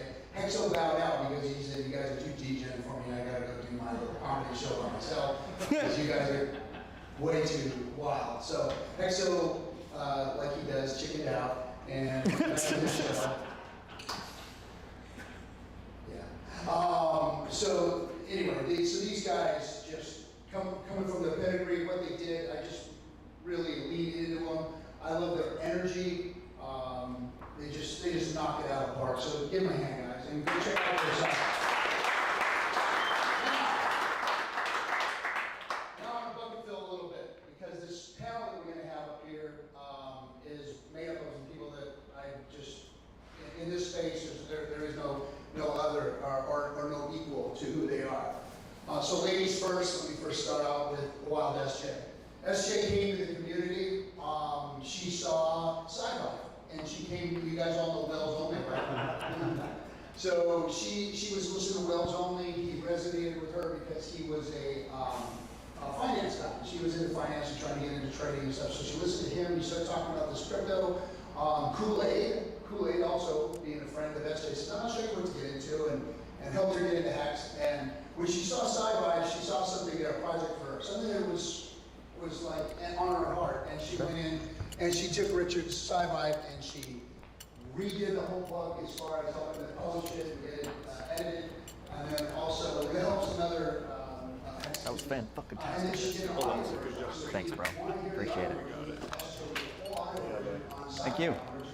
So that's how she gave me the community, because she worked so hard. Yeah, give her a hand. And because she worked so hard and she was showing up at events, you know, go to Vegas and here's SJ and she's hanging out and getting to know her. So when it came time to building a team to put the PulseChain tour together, she was one of the first people I asked, hey, can I get you to help? You're traveling the world on your bus. We're going to go do a tour. Wouldn't it be nice to have you and the bus on the tour? And let's get it painted up and this and that. So she did, and this gal went around the country on her own with her cat in her bus in a boat. Broken. The bus was like every state we went to, we had to go back to the mechanic to get something fixed on it, right? So she hobbled that thing all around the country, up and down the East Coast, up north, through the South, everything, and just so proud of her. Thanks, SJ, for Now, DGen Roundtable. So this young man, Will, I see his energy, and I think, like I said, the first thing I think is, oh, another crypto bro, you know, another one of these, you know, red pillar guys. You know. Now, he has that energy. He has that influence with the young men. And he's articulate, he's smart, he's edgy, he's got everything that resonates with all those guys, but he does it in a way where he's educated, he's showing leadership, he's just not shit-talking and doing crap. So I said, this guy is going to be something big in the community. So here we have Will from DGen Roundtable. Everyone knows my nephew. I'm his crazy crypto uncle. I need not say more. When we first started, there was one guy out there that was putting out real content. Me and Hexo were like the comic relief and the DGen garbage and all that kind of stuff. Just learning. We were all learning at that time. But this guy, Crypto Coffee, he was putting out real content. Like he was showing people how to use the adoption amplifier. He was showing people how to state your hex. And his videos were short, precise, on point, and educated people. So we were like, hey, well, we're not known. Let's just point him to the coffee and we can just talk shit over here and have fun and let him do all the hard work. So when it came down to understanding, learning, there's nobody better than Coffee for putting it down like he does. So give him a big hand.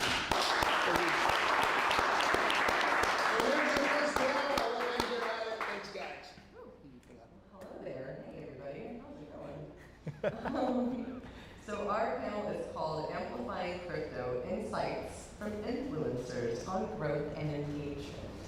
Uh-oh. Oh, hey, growth and engagement. I mean, so to speak to that, I feel like the three of us are really active in terms of the way that we interact with the community and our drive, right, to see more people liking the posts, sharing the posts, like getting that word out as much as possible. And it's been a really interesting journey as someone who, I've never been camera shy, right? Like I've kind of been a ham all my life and have really always been drawn to being open with my life, sharing the things that I'm doing. Even before I got into the Hex community, I had just started kind of doing a little bit of van life YouTubing stuff. Like, hey, this is the van I'm building out, this is how this is going. And it really, I feel like I fell into my own when I came into the community and did Sci-Live, and that was so well received. And then just being able to just be myself and share my story and share how it is that things are going for me and what's happening. You know, in my case in particular, I really love that I get to say, and this may sound crazy, but the fact that my initial investment in Hex has been down for the last 3.5 years, you know? But my life, the things that I do, the people I surround myself with, and the places I get to go, my life is 1,000x. And I wouldn't trade that for anything. Yeah. So to be a part of this community is, for me, I have found my purpose. this year. I love that I get to speak positivity out into the world and share with people like, hey, bags are down, smiles are up still. Like, there's no reason for us to be upset or to be dismayed, because to me, doing something, a lot of the reason I did sci-fi was because I'd never heard of Richard Hart. I had no idea who he was, where this dude was from, what was going on. I was just like, why is he opening these boxes and all this fancy stuff? Like, what is going on? Why is he shaking his butt? So I really wanted to know. I wanted to get to, pun totally intended, the heart of Richard Hart. And when I did that and I found who this man was, it really drove me to want to share that with everyone. Like, hey, this guy really cares about us. He wants to see people win. He wants to make millionaires. Like, that's one of the things he's talked about several times.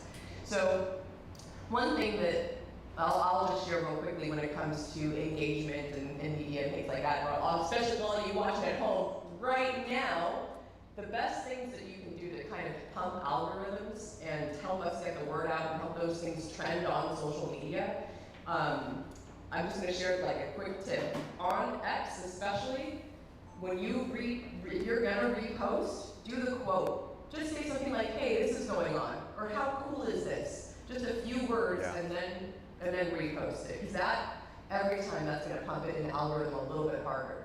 And in addition to that, if you comment on a post, commenting and then quote reposting things on X, that's going to exponentially make that post go a little more viral. So to everyone watching at home, get up on X, find either the PulseChain tour, RG's account, my account, and quote retweet this stream so that we get more info out here. And that's another reason that we wanted to today. Every other seminar that we've done is behind a paywall. So if you wanted to watch it live, you would have to, like pay the subscription fee to watch this live event. Today, we're doing it live for free because we want people to understand and to know, this is the kind of content that we want to put out there. This is what we want people to see. Vegas is coming up in March, and that is going to be huge, right? So for people to understand, like, what is it that we bring to the table? Like, why are we doing these seminars? What is it that, we're contributing to the community? So this is just a little taste of, what we do and what you're going to see in Vegas in March. And then... I've got a thought. So regarding the commenting, the reposting, stuff of that nature, I like to compare those sorts of actions to the actions on the blockchain, proof of stake and proof of work. So when you comment on a post, you are literally conducting proof of work, that you are putting in the work to make whatever the thing is that you're commenting on higher up in the algorithmic value system. When you are reposting, you're assigning your brand, you're assigning your identity. Everyone that follows you and likes your posts and do all that other thing, you are staking your brand on the thing that you're reposting. And so the idea is repost stuff that's valuable, repost stuff that's in the community, put good copywriting words. I highly suggest everyone just take a couple hours out of your life and watch some YouTube copywriting videos to learn how to write words in such a way that it makes people inspired to want to take action.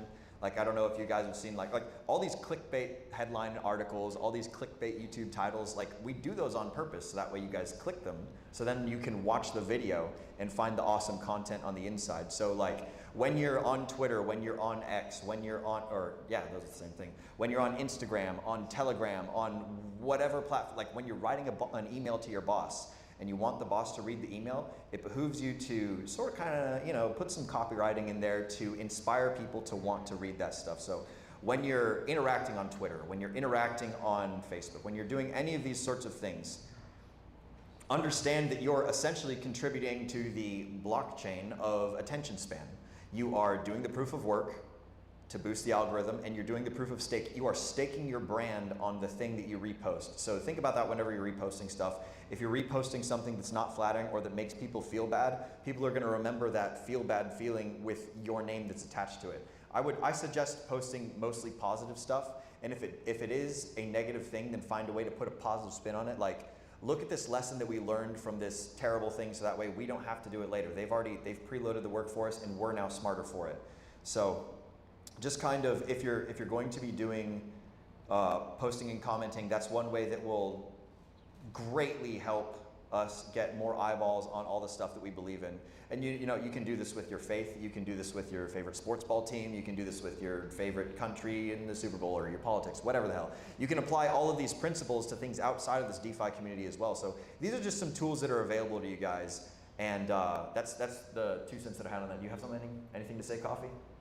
No, I think everybody's doing a great job already. I mean, this is the what the PulseChain community does differently that I don't see anybody else out there doing. I mean, if we're not even shaken by a 99% down SEC FUD, you know, we're only growing bigger. I think everyone's doing a great job. And, you know, rather than like preach about how to do social media, I think everyone can kind of figure that out. Some people don't want to do social media, and there's always a different way that you can play into your strength. Oh yeah. You don't have to be an influencer. I never even wanted to be. It's kind of a dirty word, right? But here we are, and I just feel like the best way to get the message out is different for every individual person.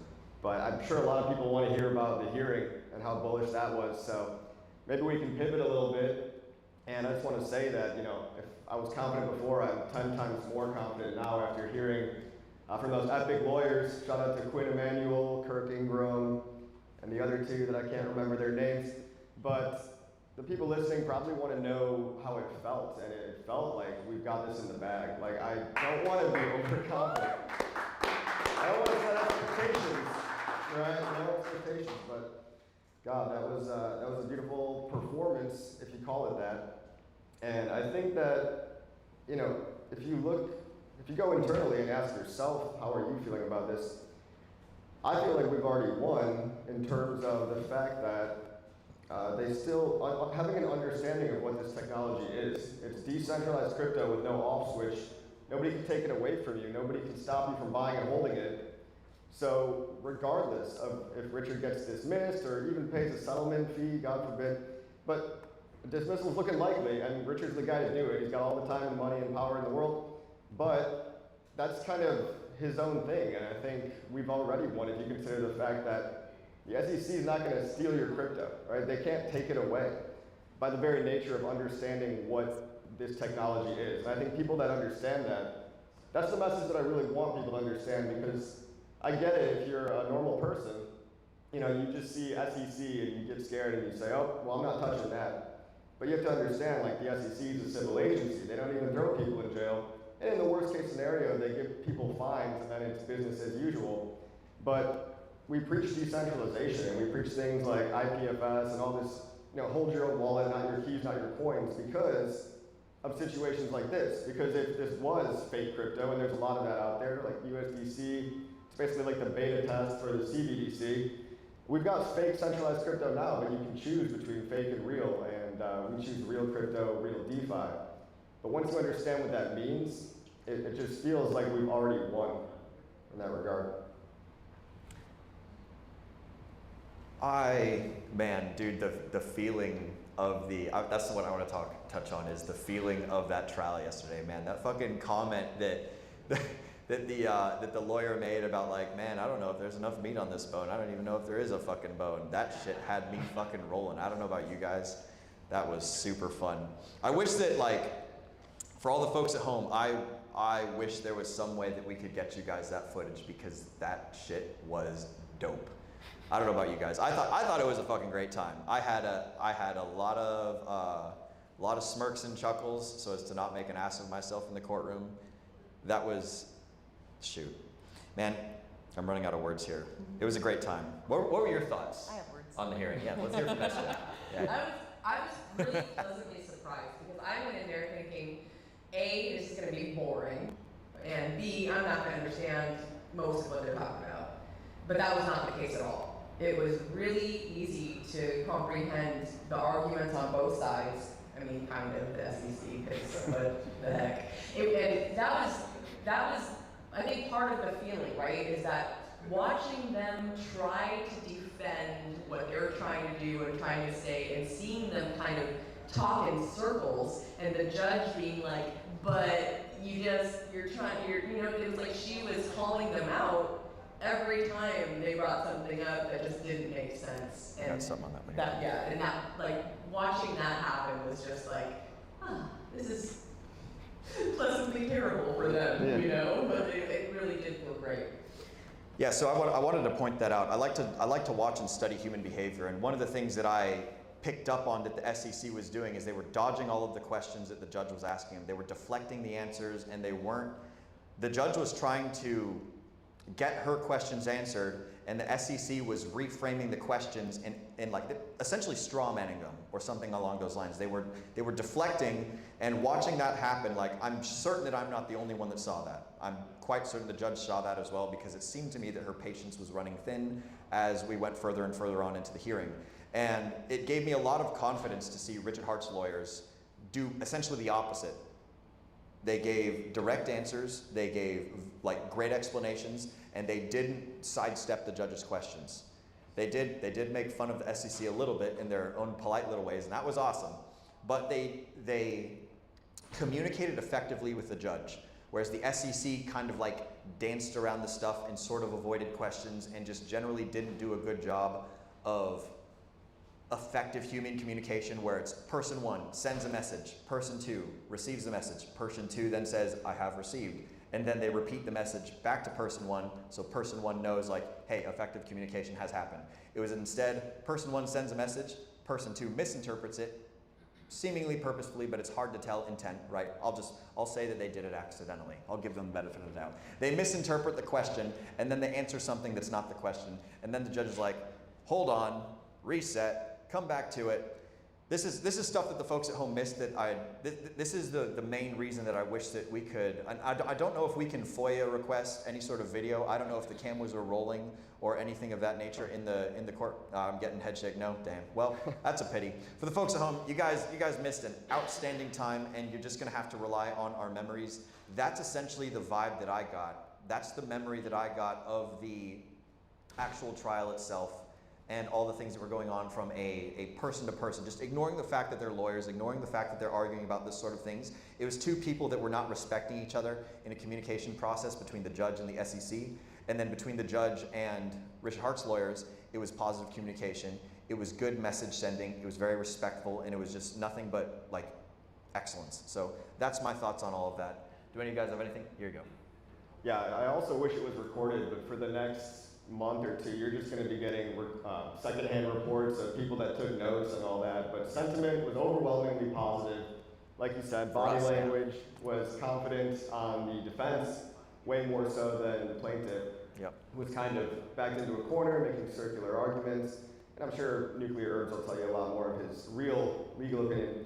But, you know, the judge, too, I hear, was appointed by George Bush back in the day. I don't know if that has any relationship to her political leaning, but she did seem to be very sharp, very on top of the case law, very interested in getting to the truth, and like RG3 said, not taking any bullshit, just getting right to the point when people were making circular references or changing the argument based on the particular allegation. The main two things argued were jurisdiction and fraud claims, and the jurisdiction argument is incredibly strong on Richard's side because he hasn't lived in the USA for over 10 years. He didn't market to specifically USA, he marketed it to the entire internet, and that was the very first point that was made, was that the internet is the World Wide Web, it's a global community, so you know, how are you going to assume that it was only US investors being targeted? And that was a very good leg to stand on. So I think when you look at all the facts and the actual truth, if the judge has any interest in the facts, which he clearly does, big fan of what I saw, that Richard's going to win just on the facts alone. So I've got something else. Go ahead, but. The one thing I was going to say, kind of circling back to community growth and engagement, was just the amount, like, I was halfway between feeling like, man, I bet, with only knowing the ticket numbers for the seminar, right, we had 250 people RSVP for the hearing, but you never know, right? Like, that's a lot of times, it's just a lot of people signed up for a thing, or, you know, like trying to look at whatever it is. I got some of that too, yeah. Yeah, so you know, half of me was like, man, I hope we fill this courtroom. You know, like, I really hope that actually happens. And the other half of me was like, 200 people are going to show up. you know, like really excited. And I'm gonna, like, I just have to say, I was so pleasantly surprised. Like, with the amount of people that showed up, everyone just looking sharp, like paying attention, you know, being respectful in the court. Like, we really killed it as a community. Yeah. That is, to me, just one of the strongest things that, you know, we have to show is like, we're still here, you know, like, we've been here for years, like, all the name calling, all of the, you know, this is a scam, and, you know, like, the gatekeeping. I've only started to really realize what that means with the gatekeeping, because I got in during, like, the middle of the last bowl, right, and, like, that they, you know, guys like Hawk, you know, Archie, they were already streaming and doing this, and so they saw it happening in real time that first time around. So now to be, you know, a content creator watching this next bull run come in and really seeing just the absolute silence from so much of the greater crypto community, I'm beside myself sometimes. I'm just like, I can't believe that with everything we've done, with everything that's been built in the last 5 years, everything that Richard has done, and, well, what was that quote from the judge yesterday? It was like, you know, how can it be fraud if the person said they did what they're going to say they were going to do? They said they were going to do. Yeah. Right? Which he did. Yep. That was awesome. Yeah, so just shout out to everyone who made it yesterday, and, you know, and the hundreds and thousands of people at home supporting us, cheering us on. Like, thank you guys, because that emotional support means way more than you probably know or can imagine. How many people showed up? 76. 76. 76 people. Yep. Yes. What's up, Jim? What do you got? How many people showed up that were for the SEC? Oh, I didn't see a single person show up for the SEC. Yeah, that's an excellent point, Jim. For the folks at home, if you didn't hear, Jim asked how many people showed up for the SEC? Fucking zero. They had their lawyers, and that was it. Fun little story here for those of you guys. I was directing traffic for all of you to get to the elevators and stuff, and so I was last one up. And I actually rode up in the elevator with the black gentleman from the SEC, that lawyer. And I was in the elevator, and I was like, "Oh, hey, are you here for the Richard Hart trial?" And he's like, "Yes." And I was like, "Oh, cool. Are you here to support? Or are you legal counsel?" And he's like, "Oh, I'm counsel." And I was like, "No kidding, bro. Awesome. How's it going? Like, thanks for being here."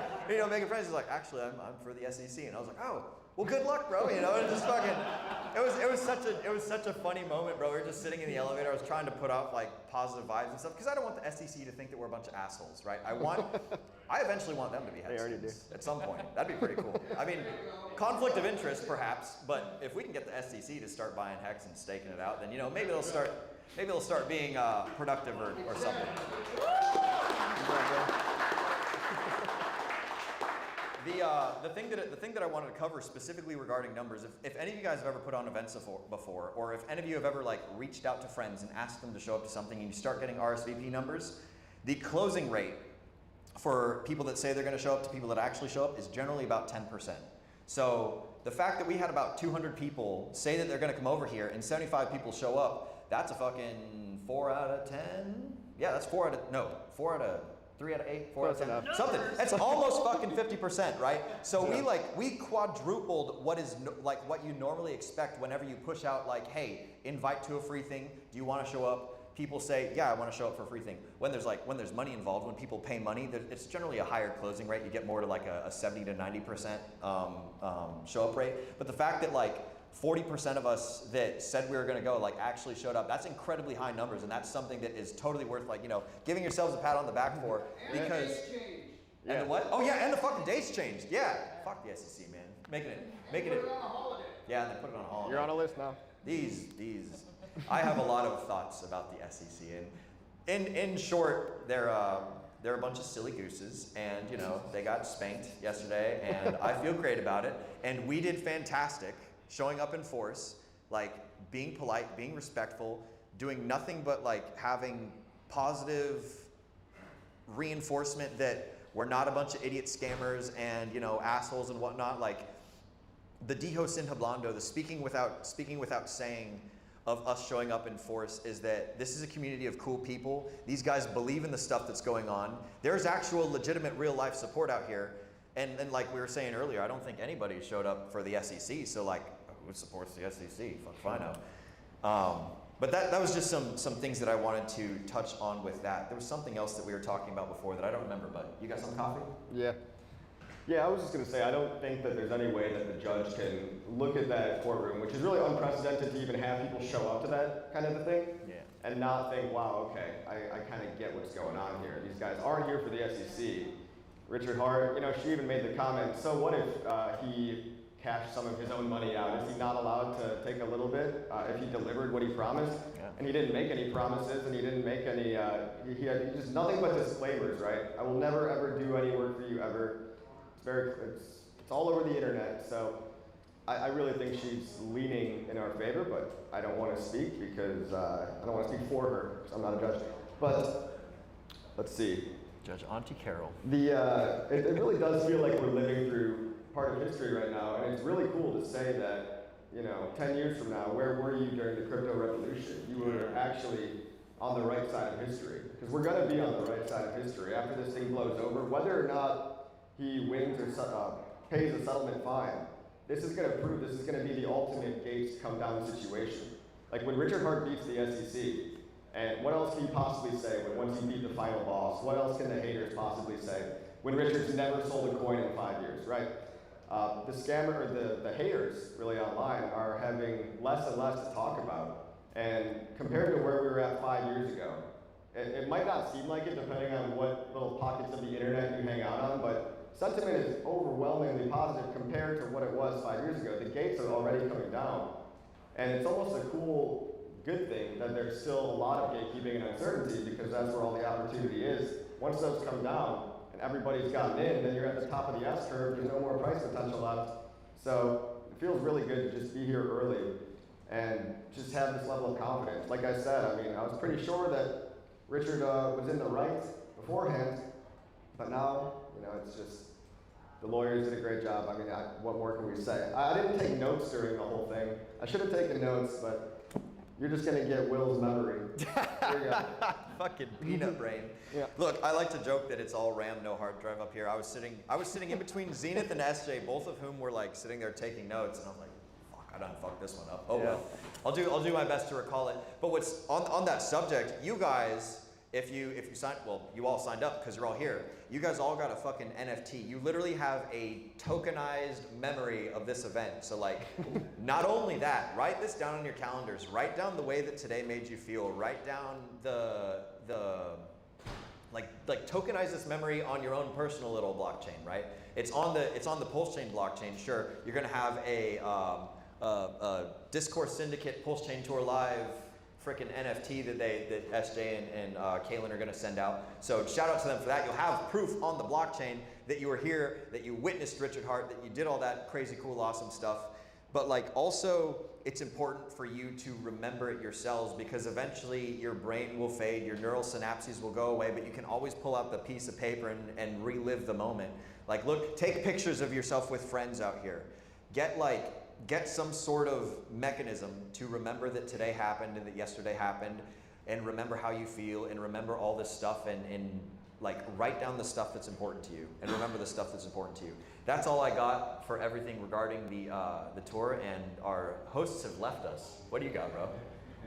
I wanted to do a giveaway. Is anybody a size 9 shoe? I know, a little small. Yeah? You want these shoes? They're Hex shoes. Holy shit. Brand new from PulseChainStore.com. PulseChainStore.com. You want these shoes? Here, have the other one too. Louis Vuitton shoes. Yeah. Don't say he never gave you nothing. Exactly. So, what do you want to say? We got 20 more minutes. Oh, jeez. Any questions You got in 20 the minutes. audience? Oh, fuck. How did the amicus brief, did the judge actually, was she aware that 40,000 of us? Yeah, so that didn't even come up yet because it didn't need to come up yet. But we have so much ammo in the tank, like just ready to go. They only really argue jurisdiction and fraud, like I mentioned.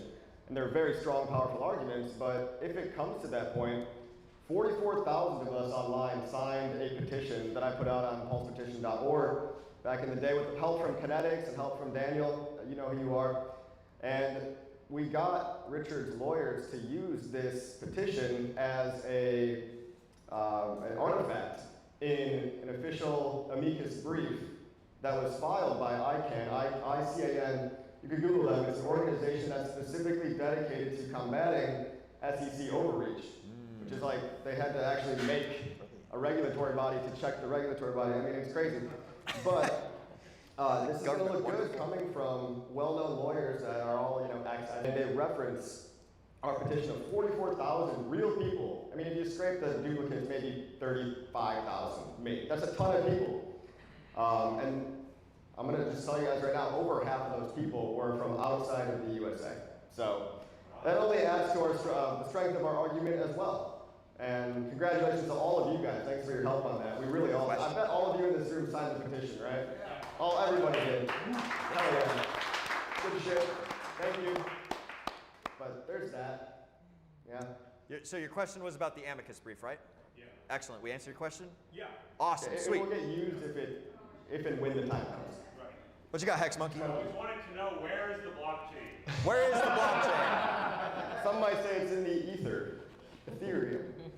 But, right here. Oh, nope, that's not it.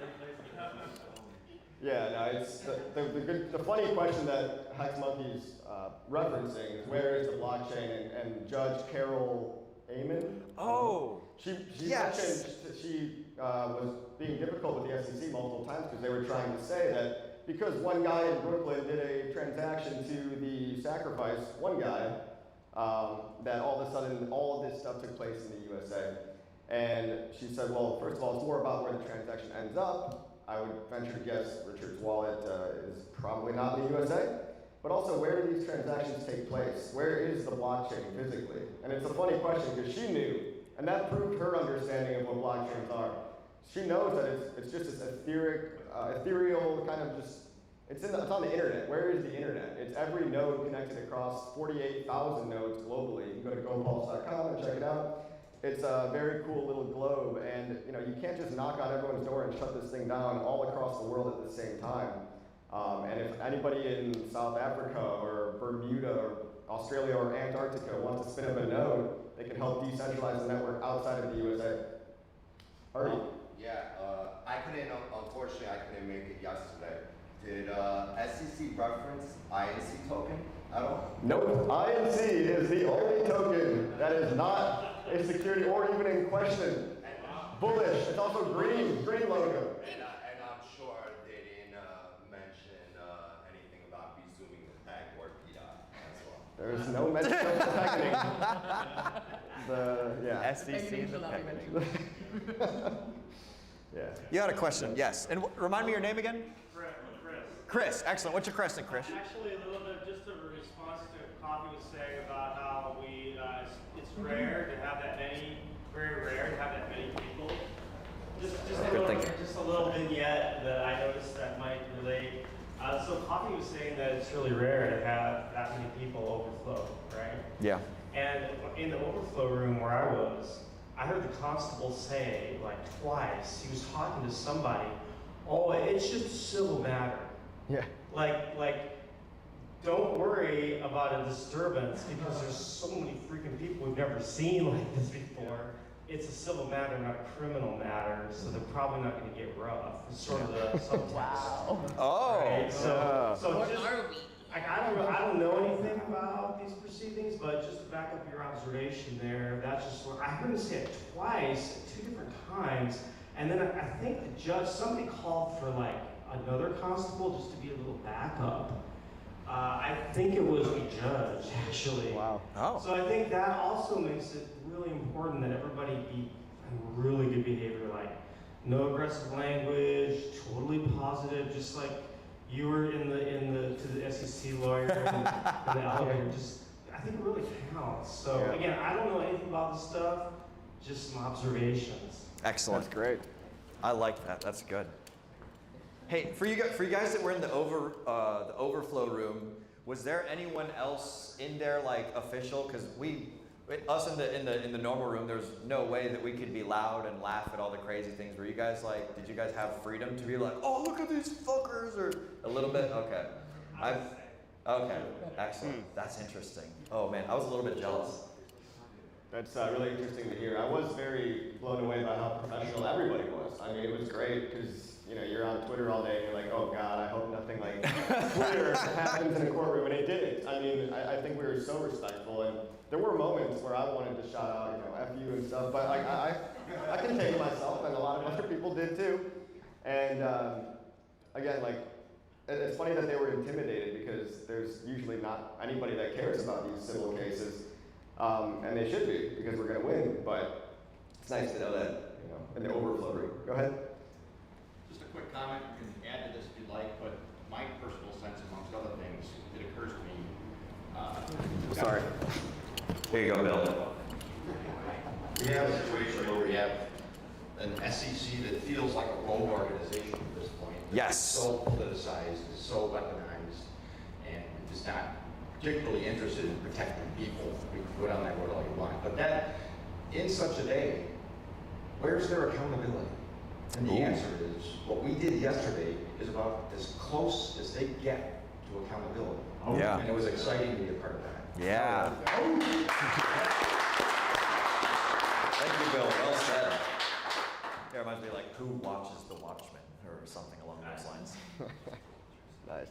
Any other questions? Any other thoughts, concerns, comments, bitches, moans, complaints?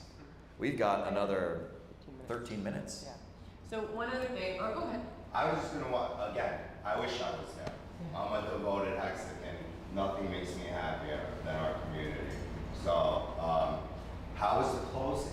Like, did you guys applause? Was it elite? Did the judge feel the energy of all the Mexicans? And it was like, wow, look at all these people. Because, I feel like it was amazing that day, most importantly, felt all you guys' energy. I'm assuming no one's screaming or applause. No. I'd love to answer that question. So we're just real quick at the end part of it was like, so we all kind of like, you stand up as the judge enters and leaves. So like we stood up as she left, and then, so she didn't really get to see like, us afterwards, but we'll see what you gotta say.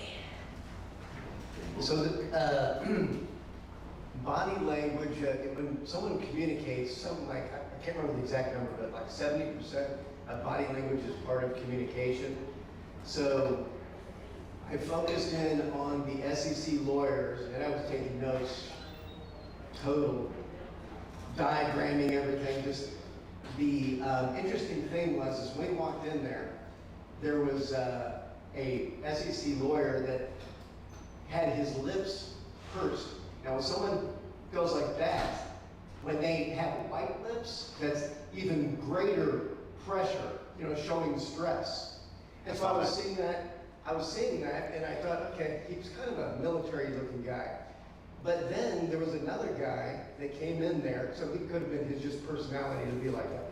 But anyway, he was under stress because they kept looking over at the audience. And you saw it in their faces. They were just like, just like stone, just like that. And so then there was a guy that came in there that had real black hair, and I can't remember what his name was. He was smiling so big, and it was just very strange because the SEC is under this pressure. They're having to answer things. Well, this particular guy on the SEC side, he was the one that would write things down about cryptocurrency to hand to the first lawyer. So it was very interesting that he was smiling the whole time. I think that if someone is an expert in cryptocurrency, blockchain technology, he was showing his appreciation for what PulseChain is, what has been accomplished with Richard and the community, and that just spoke volumes to me. And I would love to hear, Nuclear give a little thought on that, because it seems significant to me for him to be smiling so broadly. It's creeping me out. During the whole thing, was it? It creeped me out. I can offer an addendum or another possibility. He could have been happy that he wasn't the one in the hot seat. I can project that. Just as a plausibility for keeping the potentiality field open, that's a possibility. But I would say that the SEC lawyers, they all presented themselves very well with body language. There was a lot of good posture. There was a lot of good tonality, a lot of good body language. The SEC lawyers seemed they were hunched over a lot. They're in focus mode. They're in defense mode. The Richard Hart lawyers, at least from a limited bit that I picked up to tally off of what you were saying, is that they were confident. They knew what they were talking about. They thought that this was it seemed like they thought that this whole thing was a big nothing burger, and they could answer all questions with ease because they're subject matter experts. And also, they were like the killer lawyer team. So that was all very fun, and I appreciate that input, Gabriel. That was very nice. I definitely felt like Richard Hart lawyers projected the idea that confidence is quiet and calm, while the SEC lawyers projected that insecurity is flustered, because you could it was loud in the sense that you could literally feel their stress and frustration, even beyond the word salads that they came out of their mouths when they were in the hot seat getting asked pointed questions. So yeah, a little bit of stuttering, and the other guy had a little bit of a heated tonality on the plaintiff. But back to what Ari was asking too, it's oh shit, I forgot. Well, there's all kinds of little cues that you can pick up on, and yeah, the lawyers were calm, cool, confident. I guess that's all I got. So we're going to circle back to the legal stuff because there's a whole other panel that is going to focus on that. While I'm kind of talking a little bit more about community, the next segment is going to be about an hour-long open mic. So everyone who came yesterday wants to talk about what they saw, what they experienced. If you just want to talk about how happy you are to be here, just kind of keep in mind that that's going to be the next thing. So get your little story in your mind. The one thing that I want to kind of stress and kind of bring it back to the topic of community engagement with us in this community is remember, and I think we kind of talked about this earlier, someone touched on this, was just the fact that it was not everyone needs to be on social media, right? Do what you do best and think about how you can promote what it is that you love financially through that, right? There are people all over the world that do everything from like realty to jewelry that label themselves to exotic car rental, Hexotic Rentals in California. Yep. I can't think of the name of the real estate company, but it's something Hex something. It's like Hex Home Builders. Hex Home Builders, right? They're in Australia. Hex Jeweler, Yeah. I've got something when you're finished. Okay. So just keep in mind that it takes a village. We are a village. We are a community, right? And whatever it is that you love doing, that you want to bring to the community, feel supported in that, right? Know that you've got a whole bunch of people behind you saying, yes, like go do that thing. And in that same vein, one of the things that I want to stress, after spending these last 2 years on the road with RG and Kaylin, right, building this PulseChain tour, seeing people all over the world, one of the things I stress every time I go somewhere is that when we leave, if you're local, it's your turn. You need to pick up the torch and start a meetup. Do a thing. That's probably where you were going with that. That's where I'm going. but that is 100%, one of the things that we want to see happen is that this is a ripple effect, right? Like, I'm not going to be able to take that bus much anywhere, at this point. Maybe later on I'll go on the road and do something different, right? But, if you're in a city and you're free on a Friday night or a Wednesday night or a Tuesday afternoon, just be like, hey, I'm going to be here. Come meet up with me. And how could they do that, Bill? What's a great way for them to do that? Oh, well, I'm glad you asked. So, as it just so happens to turn out, there's a Telegram room for all this stuff. If you guys are interested in meeting other Hexicans and forming your own little meetups, or attending other people's meetups, I created a Telegram room. The t.me is hex_meetup. Now, you can go to the t.me, or you can follow the bit.ly. The bit.ly, I actually put it to a specific message in that Hex meetup group. It is bit.ly/hex_meetup.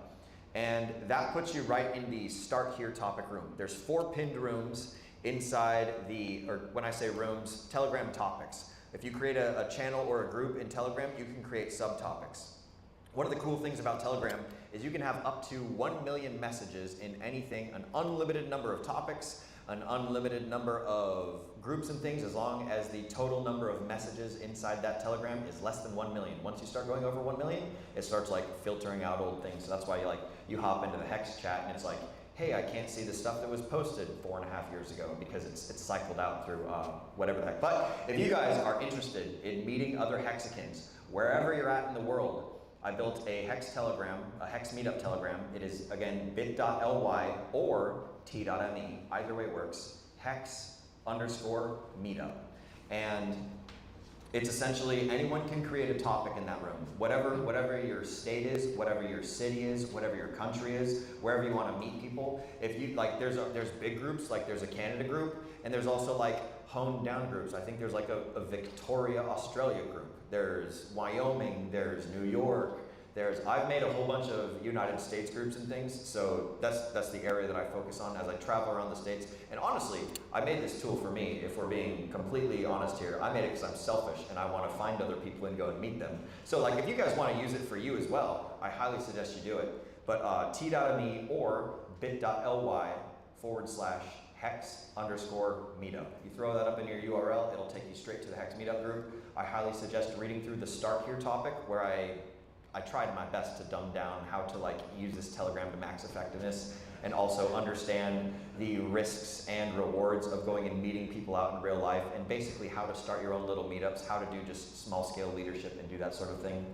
So that's that one tool that you can use. The other tool that I wanted to shout out real quick is I created an Excel spreadsheet of cryptocurrency people that I've just met that do real life businesses and service. And so that's bit.ly/crypto_bro_services. So crypto bro services.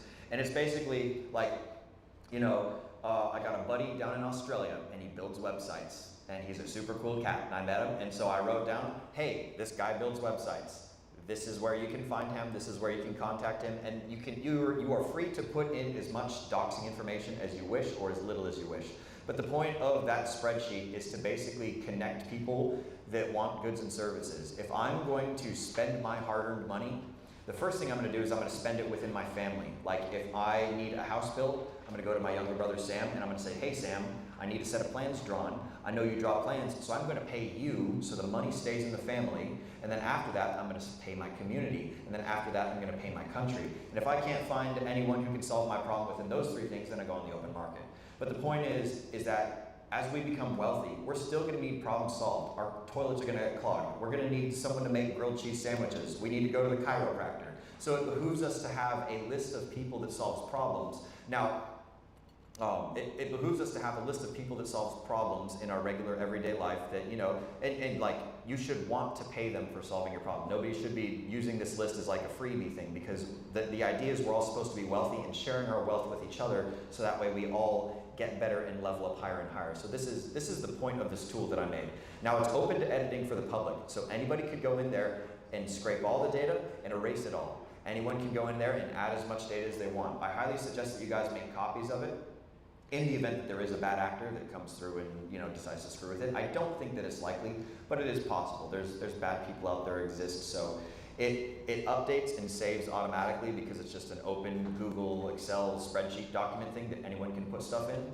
But yeah, if you need jewelry made, if you need hats made, if you need someone to pick up a 40,000 pound load of logs or something and transport it across the states, if any of you guys have a profession that you want other cryptocurrency people that are networked to me somehow, or what, like you guys can build your own list too, right?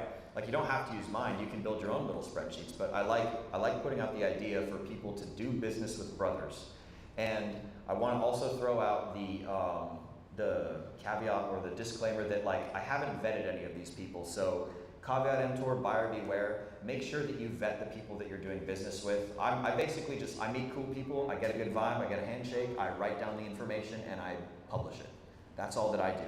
If you guys want to put your own information in there, if you want to put in your friend's information in there, the idea is like, we're all crypto people, we all like the same thing. We should be, investing our money in each other more so than we spend outside the system. It's similar to like, if you really like your hometown business, you shop at the hometown business instead of the local Walmart or the local Home Depot.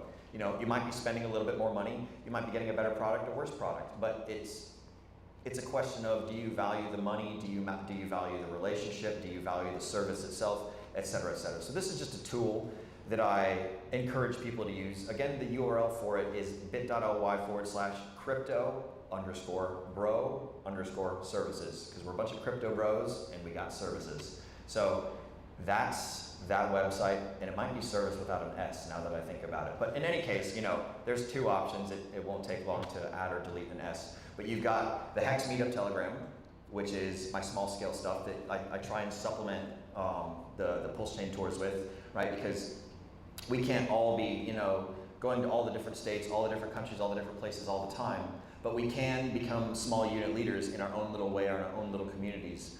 I want to give a big shout out to Paul Sachs. He's not here right now, but Paul Sachs is a leader of a community. I'm not going to dox where he is or anything, but if you guys know Paul Sachs on Twitter, he's a fantastic organizer of communities.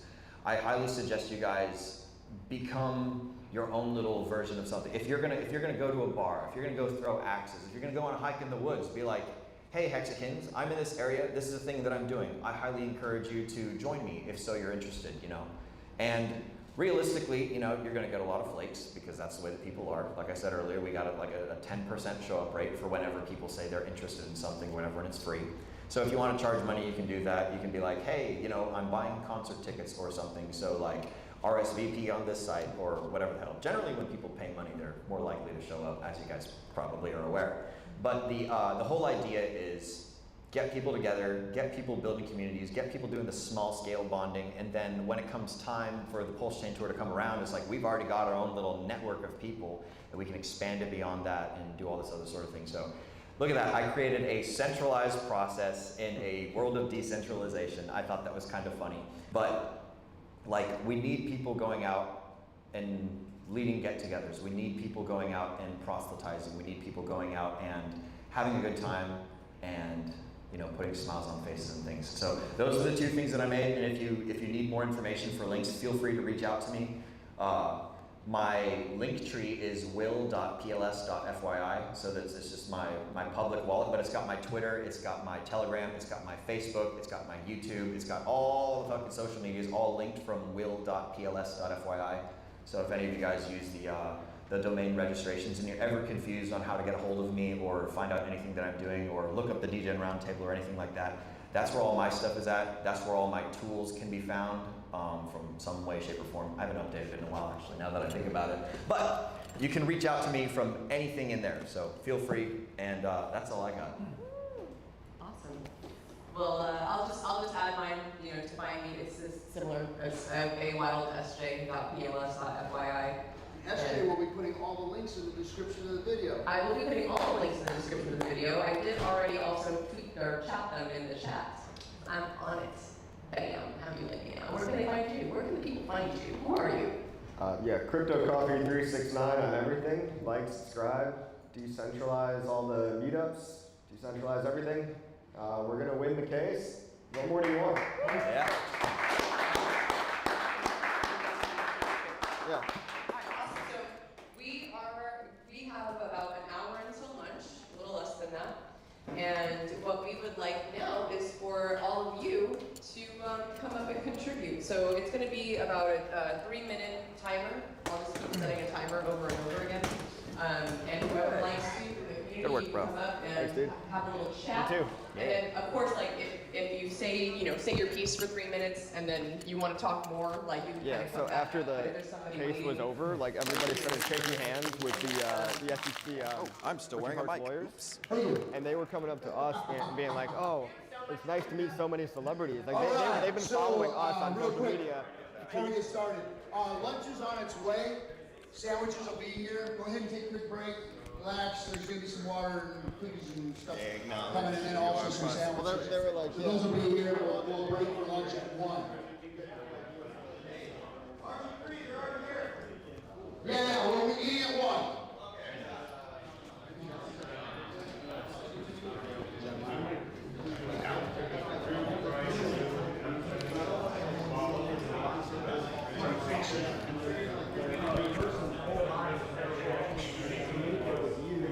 I'm gonna do it. That's why. He's like, give me that mic.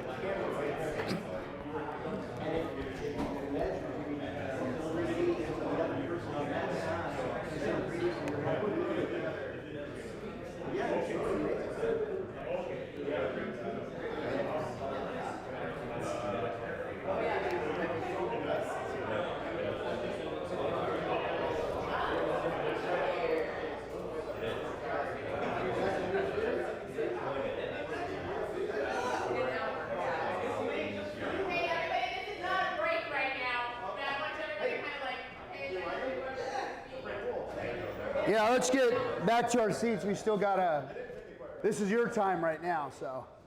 Would anybody like to go after our team? Anyone want to have a little chat up there? Your idea. This was your idea. I'll have to talk. I'll wait until people come back. Thank you so much. Are you good first, Ricky? All right. Okay, we're back in our seats. Okay, so great job, guys. Thanks for the community talk there. It's important that we all participate, and I wanted to say something about that real quick before I let everybody here participate. Is that you know, when the crypto world is so strange to me. It's decentralized, yet you guys want to see everybody's shit. It's supposed to be freedom, but you guys want everybody to not trade, not sell. I don't get the mindset of crypto folk. You guys spread this game of freedom and autonomy and everybody does their own thing and libertarian values. But when we get a bear market, everybody's so pissed and mad and looking at everybody's wallets. And where does that come from? I don't understand that. I think it's like, leave everybody else alone. The judge even said last night, when the SEC said, he bought the world's biggest diamond and Lamborghinis and Ferraris with his own money. And the judge said, is there a problem with that? You're saying that, I don't care what he spent his money on. You're saying that you have control of what he spends his money on? The judge said that to them, and they were like, swallowed their gum and was like, oh shit. So I think we need to take a step back too in the crypto space and realize that, yes, we are a community. Yes, we kind of self-regulate and lead each other and do things. But when it comes to our privacy and our wallets and who does what with them, and no matter where you are at in the market, don't push your, don't project. Don't push your anger out on other people. If you're jealous that somebody has made it and has money and they're selling, it's none of your damn business if anybody sells. That's what this was made for. If you guys are all here, everybody's here for one thing. You want number to go up. You want to make value for yourself in this crypto space. So as much as we all kumbaya, we're really all in this for ourselves. But we can do things to help one another, and we could do things to leave each other alone and give each other autonomy and privacy. And I think that this wallet digging shit needs to stop. Get the fuck out of everybody's wallets and quit worrying about who's selling. It's gonna happen. It happens everywhere. Everywhere. Look at the stock market the other day, what happened. They were getting out and it went red. Did you see all them crying about the people selling? No. That's not how the real world works. But for some reason in crypto, we think that everybody should be doing this shit for free, that everybody should be putting their value in, nobody should be selling, not until it's my turn. We need to think about that and act and react differently out there. And call it out when we see it. When we see these idiots out there doxing other people's wallets and stuff, that should be one of the things that we really come down hard on. Anybody doing this chain analysis bullshit and pointing somebody else out, it's one thing to look at wallets and see sentiment and see, oh shit, this company got a bunch of PulseChain and they're gonna dump it, and we can watch that, that's fine. But when you start calling out individuals and putting names and faces to that stuff, that's dangerous. It's dangerous and it needs to stop. And the other thing is when the community goes out and does things out of the kindness of their heart to try and build and bring community together and do meetups, eventually this stuff starts costing money. And you can't, and I get it all the time because I'm the guy out here charging people to come into rooms. Why? Because I'm still in the fucking red every single month. Even with you guys helping out a little bit to pay for some sandwiches and some rooms. It costs money to do this. And I'm tired of this libertarian, freedom-loving, freaking autonomous, everybody meritocracy coming down on people who are trying to make things happen. and having to charge a little bit of money. None of us are getting rich off of this shit. SJ still lives in her bus. I have to pay the bills for my family, and I have to pay the bills for all this stuff. I'm on the hook for Las Vegas. I'm not going to do what other people have done. I pay for the shit right off the bat, and then you guys come or you don't. That's how it's supposed to be done. And I do that for the community. I've given back. And so for people to come at me, which I see them do it often, about doing these things, I ain't making a dime off of this shit. This is for you. And you guys all need to understand that and need to treat everybody that does this stuff with some respect. Because it's getting ridiculous. From within our own community. From within our own community. And that's uncalled for. Because we're pumping the bags of those people that are talking shit. So anyway, that's my little 2 bits on that. I want everybody to, start leaning into the people that are providing these things. So, Matty Allen and all the work and things that he does, same thing. I see him get a lot of trash for some of the things that he's done, but he does. He tries to make things for you guys that bring value to the community. So anyway. I have something to say. I'm going to add to that. Oh boy.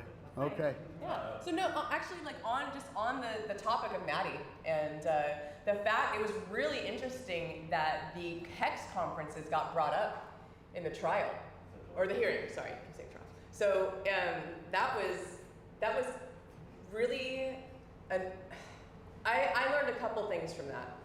Firstly, the fact that even just the fact that those instances, those events came up in the hearing was just man, you never know what kind of impact you're having. You never know, what, this event or this thing that you're doing, how that's going to impact the rest of the community and what's going on. So it was really interesting to see, them bring up especially the HEXPO, because Richard had spoken there. And they were using some of the speech that Richard had said at that event, to bring that up in the hearing. So, and every now and then I saw, Matty Allen was there, so everyone's looking over at Matty as they bring up the HEXPO. I'm oh man, how crazy. Because part of that too was the way that they worded it. It was as if the SEC was oh, that Richard put it on. They're under this impression that Richard is the one out here doing these conferences and marketing and all this stuff. He just showed up because we asked, So, kind of on that note, it's just really awesome to be a part of, this group of people that are all moving this forward, with or without, Richard. And I'm just honored to be a part of it, and my phone is ringing, so I'm very distracted, and I think I might have to answer this. Goodbye. Well, that's the thing that makes it important, is that Richard, although he appreciates it, and we can see that he appreciates it, he has nothing to do with it, which is important for autonomy, for a community to be backing this, for us to be marketing in a way that we aren't put in the same place as the Kanye Wests and the whatever her name was, all the celebrities that have gotten in trouble for being paid to promote things that were scams.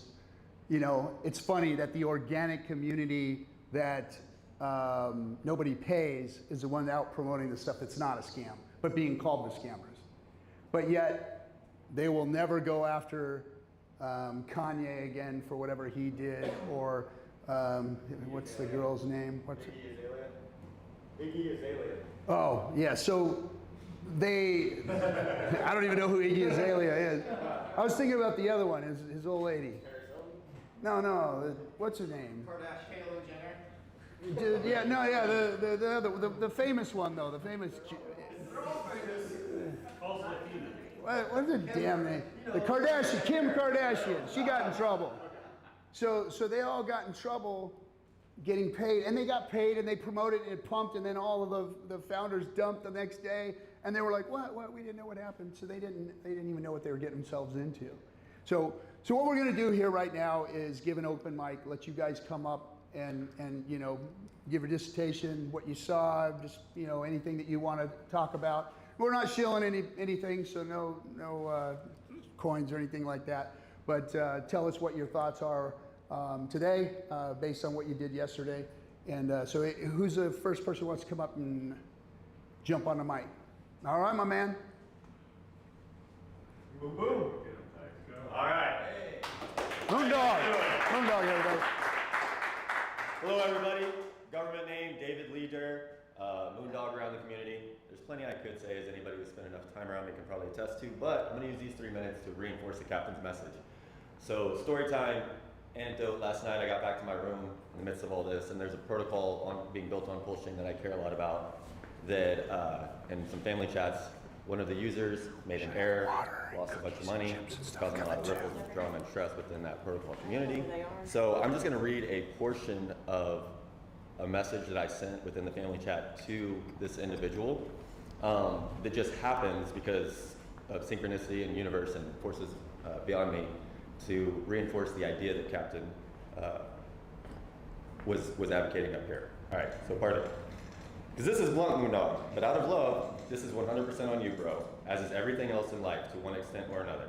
But especially in tech, literally built not to rely on counterparty risk. People have to take personal responsibility, which, I'm gonna pause. Snap the fact, that's actually a compound word, responsibility. Your responsibility is literally your ability to respond to a situation. That's why the phrase that was made famous by Uncle Ben in Spider-Man, but was originally from Voltaire, with great power comes great responsibility, is so true through the ages, because that statement is pointing to a fact that is not obvious to us, because responsibility and power are synonyms. Your power in a situation is your ability to respond to it. Not necessarily fault. Fault is a separate thing. Anyways, people have to take personal responsibility, sick, pun / dad joke intended, to the literal extreme. Meaning, bumper cars is a Tyson, because everybody's advocating that perhaps a developer should put in bumper cars to protect this person from making the mistake that they did. Meaning, bumper cars, as enticing as they can be, will ultimately accumulate into the inefficient, if not ineffective, bloat we have in the systems crypto is currently trying to replace. We don't want you to hurt, but you need to be free to, quote, do as you please, even if it is a mistake / hurts. Too long didn't read, we got you, best we can, but personal responsibility will allow you more space to be grateful for those going out of their way to help something that is ultimately up to you. Does seem that we could use some better articulated education around the block, so to speak, so I will see what I can do about it myself as soon as my kiddos are properly taken care of. Again, David, Moondog Leader, I run the community, best-selling author, went to West Point, a bunch of stuff, but I got 4 kiddos and I'm dealing with a arbitrarily brutal divorce since COVID, so once I get them situated, I'll be more publicly available, but sorry, I'm catching emotions right now, it seems, in my breath. But I'm available. I do have an open door policy for those who would like to utilize me as a resource. I'll be working with Will to help distribute the community resources so that we can, again, we don't want each other to hurt, and we want to do what we can to help, but we also want to do what we can to maintain the core principles of crypto, which are personal responsibility. So we need to learn the grace of teaching people what they can do versus feeling like we have the authority to direct them on what they need to do. Crypto is in a market that is literally designed to be bought and sold. If you're participating, that means people are going to be buying and selling. Just because someone else isn't buying or selling on the timeline that you think, or the way that you think that they should, doesn't mean that they're wrong or that they're doing it wrong. That's a signal for you to stop, check yourself, because whatever emotional reaction you're having is, again, your crypto, your wallet, your stuff is on you. Everything outside of that is outside of your control. So I'm going to end it with my favorite prayer, which is, grant me the serenity to accept the things I cannot change, the courage to change the things I can, and the wisdom to know the difference. All right,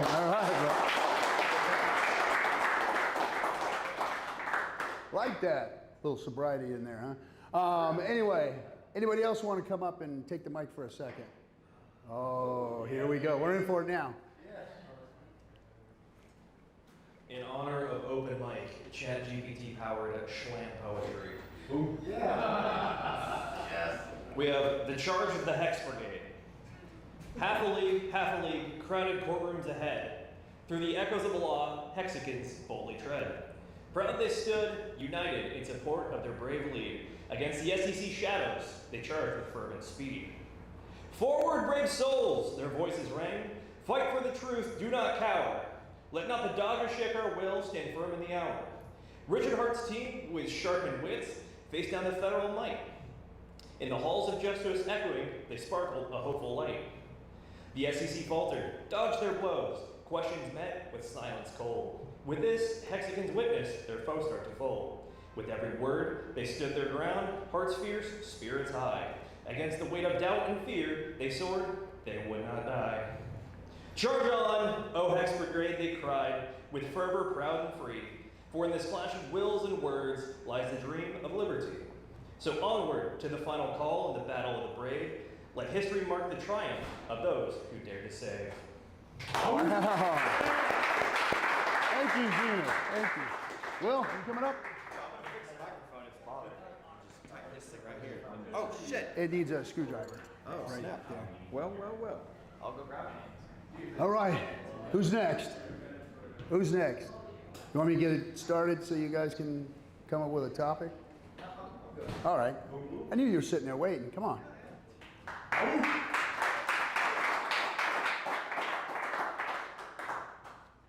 Why is that? Just leave it there. Yeah. It's so they can hear you on the internet. That's for the internet. There you go. You're good. So we have a lot of interesting topics. Each person that comes up here shows their unique talents, their skills. You know, your soul. It's an interesting thing that poetry being so small And the guys are and still picking up compact, the sandwiches? it expresses a deeper sense of a lot of things that people think, and even artists that draw something, a song that they make, they sometimes it has its own life when you create something, and something more than even the artist intended, but they convey something that was in their own spirit. And so that depth of who people are, this is coming back to community. One of the keys to community is participation. And what is this open mic right here? This is participation. People being able to express themselves, people being able to share. And we can't read every message, we can't watch every video, we can't participate in every token offering or different DeFi protocol, but as people share their own experiences, they're able to do it. Now, you know, a lot of people get scared to mention politics or spirituality or religion, things like that. I don't mind talking about stuff. We don't have that much time on this earth. We've got a lot of things to do, and you want to have the liberty to share. Hey, that's what this is all about with Richard, is transactional liberty, and you know, bringing a community together through similar ideas. You have different areas and different things that people have goals working towards, and so. You know, and someone tell me where my time is. Right, go ahead. Do you want a successful life or business is one of the questions I wanted to ask. What's the answer? Yeah. Of course, yes. Okay, so. Yes or yes? What's that? Yes or yes? Yes or yes, right. So you have to look at these different areas when you're trying to figure out why people can't come together. So to have you, as far as individual liberty, who makes the best decisions for you in your life? Jesus. Well, Jesus has wisdom because Jesus is God, and he created the world and everything in it, and he created our hearts, and he knows what we need. But he can't make So, the choice for you. What's that? He can't make the choice for you. That's up to you. Right. That's because we're not robots. He created people that really have real life choices, and that's what the definition of really life is having choices. So imagine in the blockchain, if they're taking away your choices, they're taking away your life. So anyway, the individual liberty, us being able to make our own choices through transactional liberty, and then there's another level, business liberty. If I make a business, I want to have the choices to be able to make things. And then what's above that? Community liberty. Now, if I come together and I have certain goals, so I'm going to make certain rules. I know we don't like centralization, but there are parts of coming together on a certain goal that creates centralization on an idea. Meme coins, these different things. You know, people, I dismissed it in the beginning about meme coins, but that's bringing goals together. That's what a meme is. A meme coin is about a goal. People have a goal and they come together in those different areas. And there's a lot of really interesting things you can talk about on that. But what is above community? Any idea? Communities. Oh, good. Who said nation? State. Okay, but let's start with city or neighborhood. So you have a neighborhood. You can have a little hexagon neighborhood and have liberty in that. You know, being able to make your own choices. And then above that, state, and then nation. So there's an interesting idea. When you first come into crypto and decentralization, it's easy to say, oh, because anytime there's something that's negative or taking things away from you, like the state, and wanting to make things efficient for the state but not for you individually, you push against it. I don't want to do that at all. But there's structure that's needed for goals. When you have a goal, there needs to be structure to continue moving forward. And talked earlier about leadership. Leadership is the process of creating those goals and helping everyone push forward on them. And and the reason that I even say all this stuff is to get to a certain point. It's easy for us to say, hey, I don't like the US government and the US dollar, but there's a very important thing. Just take an example, like we were talking about the CBDC. Now, when you have a nation state, you can compare it to like IBM as a simple example. IBM has a certain number of stock. And so what they do is they buy their own stock. And so every investor can say, hey, they are prepared. If anything happens, they can sell their stock and get cash. So in the good times, they have lots of extra cash. They buy their own stock. But in the bad times, they sell their stock so they can take care of things, or they sell their stock to improve things. So that's the same thing on a nation state level. A nation state has to have sovereign control of its own currency. And that control allows them in the good times to not have a big supply of that. They restrict the supply. That's what the Federal Reserve is supposed to do if they were aligned with American values. And they're not doing that. They just, instead of the good times restricting and the bad, this back and forth of making the right decisions, they're not doing that. They're just printing like crazy. So just within the last 4 years, and I can't remember the exact number, but it's like 80% of all US dollars were printed or minted in the financial systems. So that inflation means that they've taken away all of our money. And in a real simple way, I say, I want to buy this $100,000 house, and I put my money in the CD, and I make 10%, and I get $10,000 in this CD in a bank. And I go to buy that house, and I say, I got that extra $10,000, I can redo the garage, or I can do this or that. And I go to buy the house, and now the house is $200,000 1 year later. And you're like, okay, now people are starting to realize the value is gone. So that's why it's important for a nation state to be able to control that. So when a system, and we're in the process of, there's going to be this big change, this big shift, and the globalist bankers, corporations that control 90% of the central banks around the world, their goal is to have control and to hold on to their monopoly. And so that's the whole purpose of cryptocurrency. It's the whole purpose of Bitcoin, is so that we can make our own individual choices. So we also, even though it's hard, we want a nation state to make their individual choices. The only problem is those central banks that are controlled by these globalist banking corporations, they're making the choices. They're making international choices, or their choices to back their monopoly, and they're not allowing a country to function on its own. So this restructuring of things is happening. So when you get to looking at cryptocurrency and traditional finance, a lot of people, they immediately say, hey, I don't want any of this traditional finance. Crypto's going to take over everything. Well, it's the same kind of idea that happened when they had cash and they went to credit cards. They said, hey, credit cards are going to take over everything, we're not going to have any cash. But they still use cash all the time. It's very efficient. There's a lot of efficient things and capabilities with it. So when you look at traditional finance, it's got a lot of efficiency. There's a lot of things that are done. Cryptocurrency has a lot of efficiencies, but inefficiencies in doing certain things. So as these both come together, they don't overtake it. It's an expansion.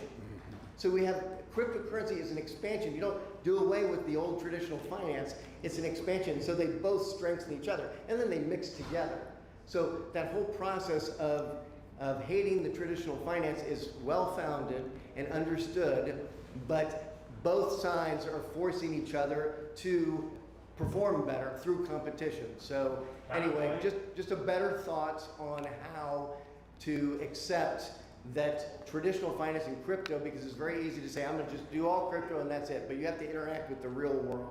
And that was my thoughts for that foundation.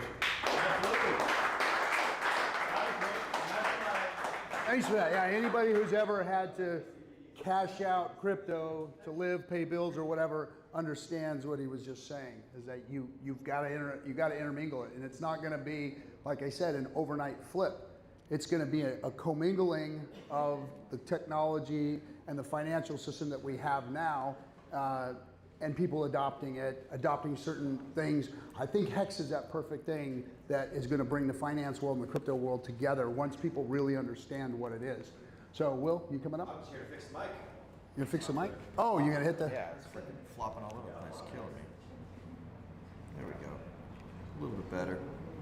All right. Hey, look. You guys know how disappointed I was when I found out there was no CBD in the CBDC? Nice. Oh, and by the way, the open mic speakers do not necessarily reflect the religious beliefs of the Discord Syndicate or PulseChain tour. We can neither confirm nor deny our participation in those things. So, anybody else, open mic, want to come up here and say 2 bits? Oh, here we go. Ladies and gentlemen, Dan from Project Pi. Good afternoon. How's everyone doing? Good. So, for those who don't know me, my name is Vandel, the connector on X, and we are Project Pi.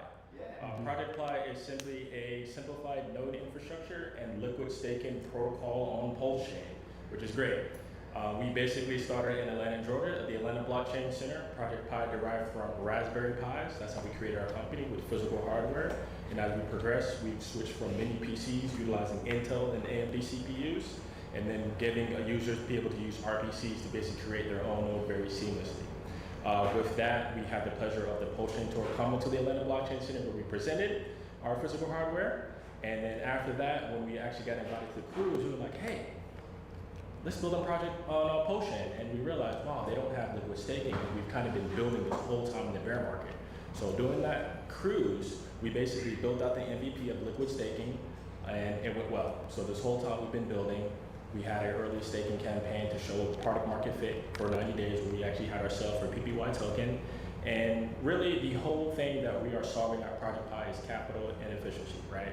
We want it to be capital efficient, to where with DeFi protocols, with native staking, your assets are locked up and you can't touch it. But with liquid staking, all the yields are actually coming from the validators, the protocol itself. So if you just have Pulse just sitting there idle, you can use our protocol, we'll give you back your token while still earning yield. And the unique thing that we are doing, and this doesn't exist only on PulseChain, and this is why we are pioneers. So our token is actually your ERC-404, which is essentially fractionalized NFTs.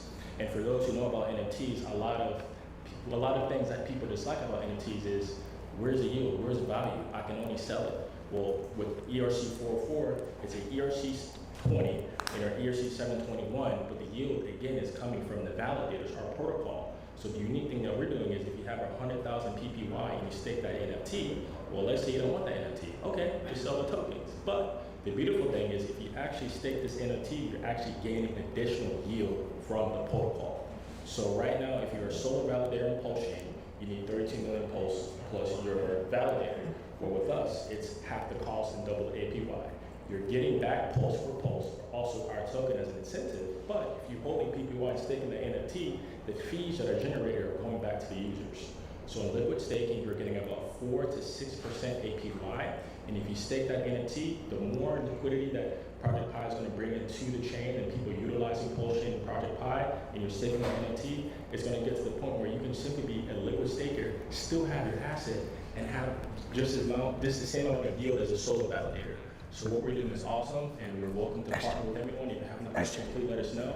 I support everything PulseChain is doing. I love it, your heart, I love you guys. And yeah, let's kill it.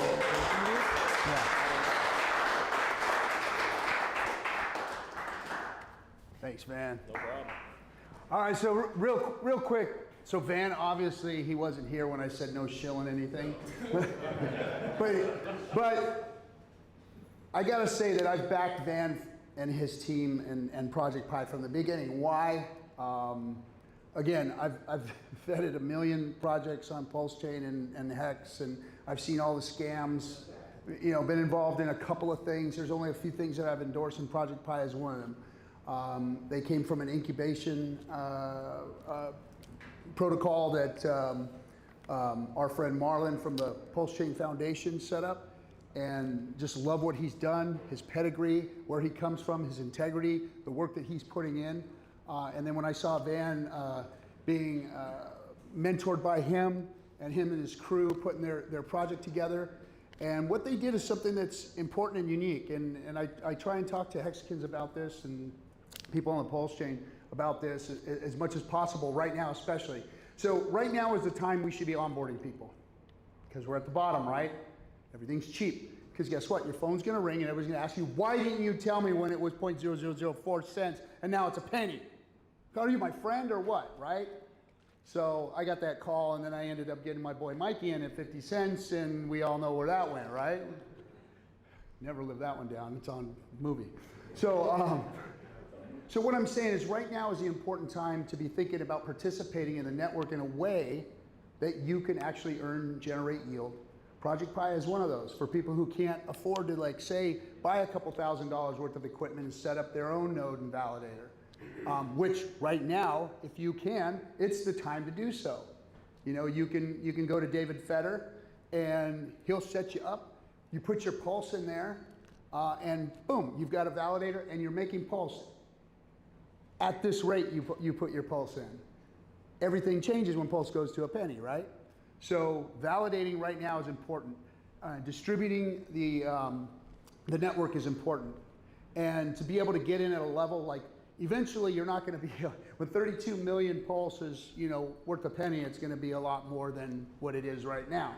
So Project Pi is giving a solution to that. That's where everybody's going to be able to participate. And you get to self-custody your tokens in your wallet. I mean, how about that for, decentralization and autonomy, right?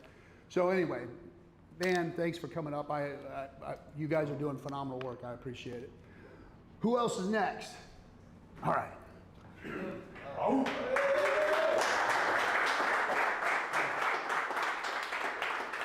I'm Jim Culver. I'm nobody but an investor. Got involved through Rob, and now we've met a lot of other great people that are involved. Just want to invite people down to Puerto Rico in case you have any interest.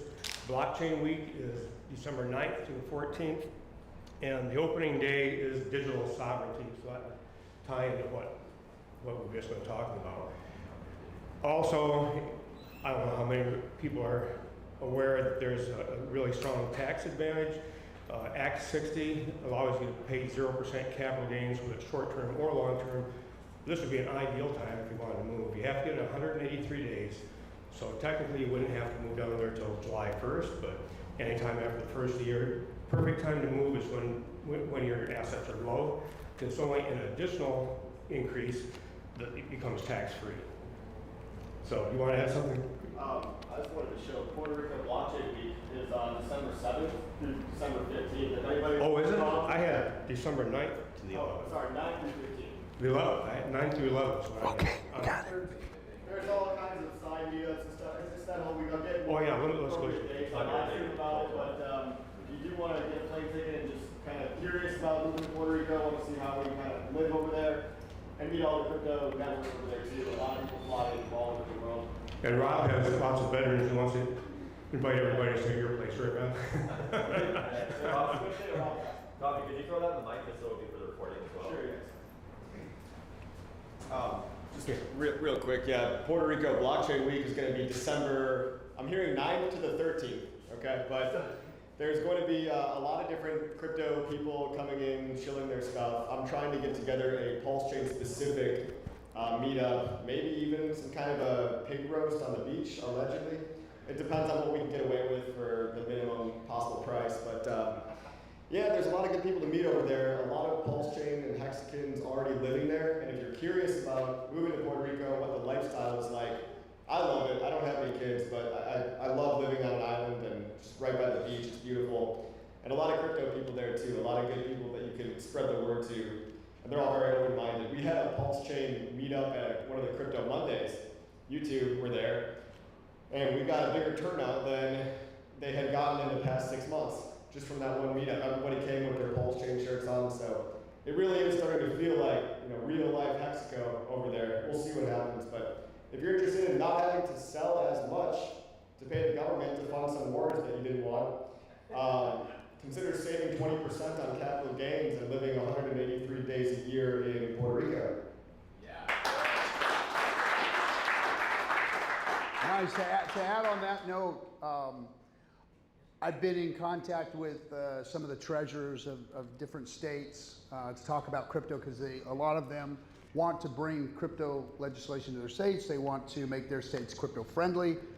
So luckily I've made contact with a couple of them, and I'm in with you know, the treasurers of this country and trying to get into some meetings and talk with them about what's going on. But one of the interesting things that I just had a conversation with one of the treasurers about was that you know, it's about innovation, and this country here trying to lead the way versus stifling innovation by holding crypto down.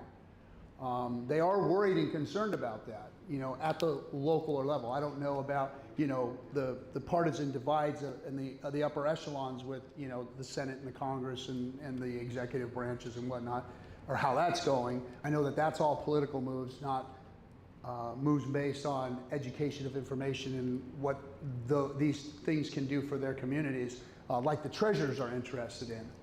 But when I was talking to him, I said that, you know, hey, you know, we've got to get on the ball on this. We've got to get out ahead of this next year. I need your help. I want to start talking to the treasurers so that they can hear our stories, the real people's stories, not crypto bros out there memeing and doing stupid shit on the internet and scamming everybody and all that, but the real people who are backing real protocols.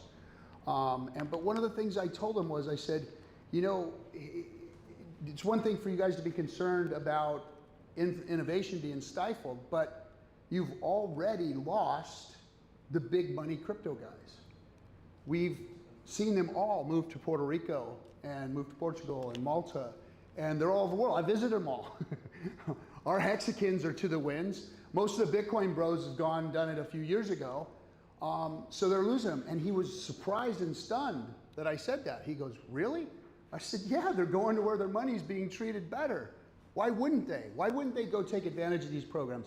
And smaller countries that need the economic energy are inviting and creating programs to bring the crypto folks in, to buy property, to set up businesses, to bring money to their economy, and they're being very good to their money. So he was really shocked, surprised, and taken back by that. Maybe that's another route that we can take to show the government that, hey, regulation in this country needs to favor crypto, because look, they're taking it outside the country. They're taking that money, that energy, that value, that innovation, the knowledge, the leadership in this space out to other countries, and they're getting it, not us. So hopefully that's another message that won't fall on deaf ears, that we can use to influence their behavior and how they treat us as far as regulatory goes over the next year. Anybody else? He got pushed off. He got pushed off the mic, in case he wanted to finish his talk. What's it? He's good, go ahead. What's up, Hexicans? My name's Arthur. I'm also known as Crypto Artie with a K. Anyone follows me, I was one of those guys who stood up. And it was a conference in the city with BitBoy. And I said, hey, are you a Hexican? Next thing you know, it went viral. So people started to get to know me. And two things I love. Well, I'm here first with my beautiful wife, Lara. Two things I love. I love Jesus, and I love crypto. And for the past last 7 years, all I talked was about crypto. I got laughed at. I lost friends in finance. I got to the point, people mocking me. Oh, it's monopoly money. And, I had marijuana stocks at the point, and I had a guy come up to me at Anthony's and was like, "What are you looking at, kid?" I go, "I'm looking at my depressing marijuana stocks." He goes, "You ever heard of Bitcoin, Ethereum?" It's like, "No idea." Wrote them down, said, "Check up on Coinbase." First thing I did, I called up all my buddies. I go, "Hey, you guys heard of this?" I had a couple go, "Yeah." I go, "Why wouldn't you tell me? Why wouldn't you tell me?" So fast forward a couple of years after that, and then a friend of mine talked to me about Big Payday. I was like, wow.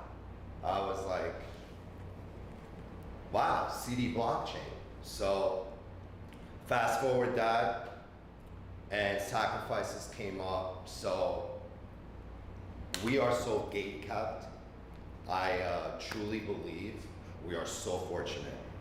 And if you have faith and you are positive, we are going to succeed. So your positivity will go viral and spread to loved ones, friends. I'm in the fashion industry. I talk price, I talk clothes, I talk hats, I talk Richard Art. I got everything to the point where it takes 2 minutes. 2 minutes of an onboard. I love to onboard. I've taken care of many friends, and a lot of them are down 60, 70%. And they have faith.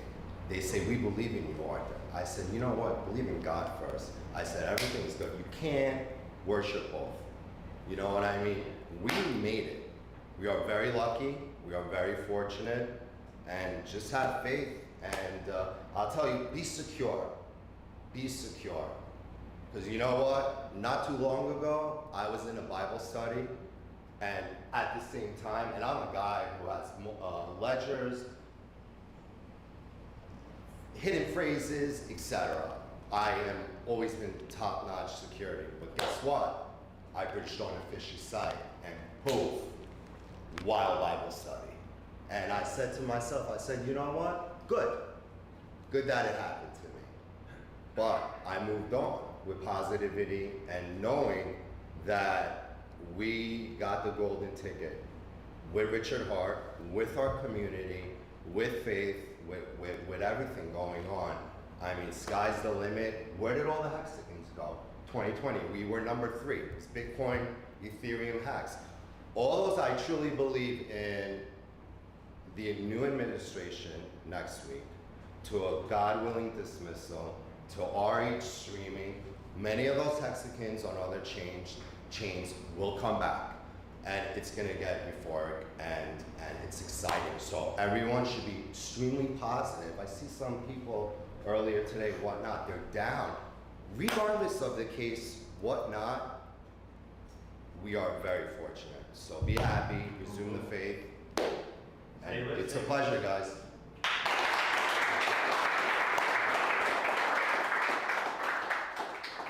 Real quick on gatekeeping and abundance. You know, when we first started, Coffee and myself and the guys, you know, we didn't think anything of it at first. You know, it was like, we had some people in the Telegram rooms that were trying to dox Richard, and we had a guy making a fake copy of Hex and selling a bunch of his Hex at the beginning, which he got totally wrecked. Saw the guy last week at a Bitcoin meetup too, by the way. But anyway, the gatekeeping just kept getting worse and worse and worse.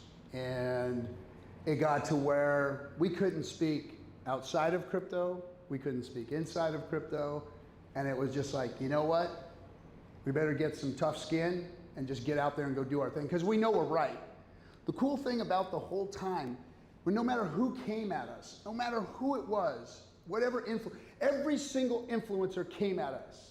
Not only did they come at Richard Hart, but they talked about us, the Hexicans, that we were vitriolic, that we were mean, disgusting, vile, you know, crypto folk that supported a scammer, and we were a cult, you know, and we just kept joking about it. Hexer was really good about doing that, you know. He would just say, okay, we're a cult, well, we're all wearing cult robes today, and that's the thumbnail, and we're gonna talk about this on stream, you know. And so we just played into it and didn't let them get us down. But one thing that I'm seeing lacking in the crypto space is abundance. I talked about it earlier when I said get out of everybody's wallets. Get out of worrying about who is gonna get. There's this fear that if somebody else gets something, that we don't get it. That's not how the world works. It's a multiplication, it's not a division. We're multiplying here. And if we look at the problem is that, you know, have you ever seen that African, the Kalahari documentaries where the rain comes, the Kalahari rains and big lake gets formed and all the animals are drinking and eating peacefully and everything is awesome. There's giraffes and wildebeest and buffalo and everything else drinking the water, right? And everything's fine, everybody's abundant, everybody's happy. And then all of a sudden the summer starts coming and that thing turns into a little mud puddle and there's one alligator in the middle of it. There's a zebra trying to get some. There's a lion over here emaciated, couldn't even eat the zebra, just wants to drink some of the mud. That's where we're at right now. We're at that stage where we're all drinking from the mud puddle, right? And only the strongest are going to survive, and we're all nipping at each other's heels, and we're all angry. So that's what's going on. But see, there's a world of abundance out there. Money doesn't disappear, guys. Even if it gets printed and we lose the value of it, that money didn't disappear. It's in the hands of people. It's in people's hands. Now, what matters is where that financial energy ends up going. It's going to move. There are a lot of companies out there because of the S&P 500 and what it's done over the last few years that are sitting on a lot of cash. They're sitting on a lot of their own stock. So unfortunately, for those of us at the bottom of the food chain, we don't see that financial energy moving around. We don't see it circulating. We don't see people buying $500 tennis shoes and $2,000 rims right now. We need financial energy back into our system and people doing stupid shit with their money in order for us to all make money. That's just how it works.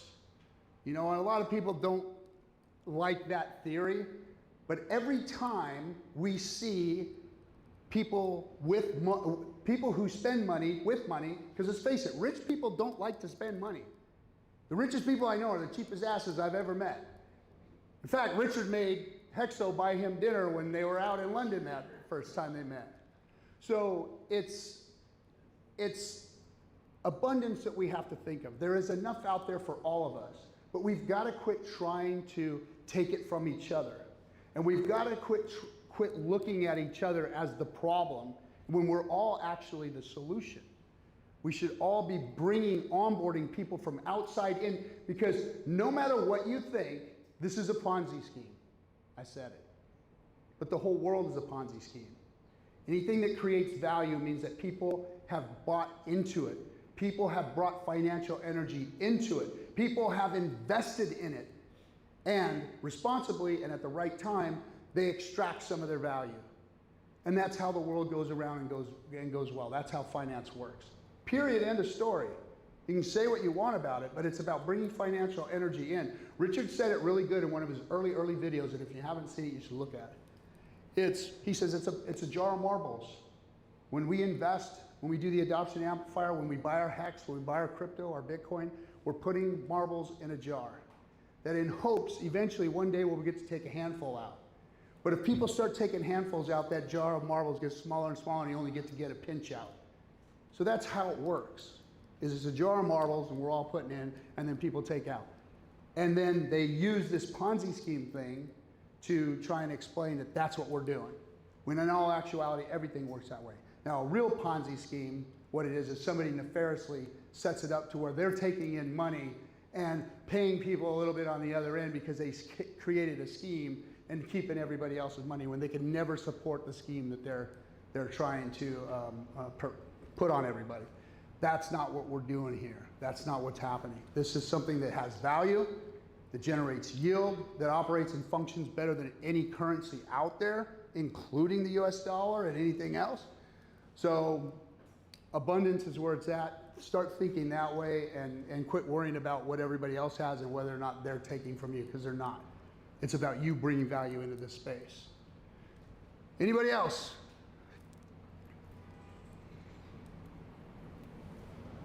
Did you have some? Oh, we're 5 minutes away. All right, so everybody, thanks. We're going to go ahead and break for lunch. Yeah, I just wanted to talk about lunch. I'm just going to talk about lunch. Isn't lunch great? Don't we all love lunch? So we've got a bunch of sandwiches over there. They're labeled with like what is inside of them, thanks to coffee and ChatGPT. And there's cookies, so feel free to take a cookie or chips or both, and a sandwich, and there's waters. I also just want to let the people at home know that I'm going to go ahead and just keep the stream running. I'm going to put up that we're on break right now. And after the break, I believe Access Alive will be a lovely presentation. So stay tuned at home, enjoy your lunch, and just be aware that the camera's going to be on. Like, I'm going to turn it around, so like just don't like. I'm going to put it somewhere so you won't walk in front of it, but just know that the camera's on. The mics will be off, though. Don't talk shit. Yeah. All right, so thanks, everybody. Thanks for everyone watching at home. We're going to break, like I said, we're going to break for lunch, but I'm going to keep the stream running, so.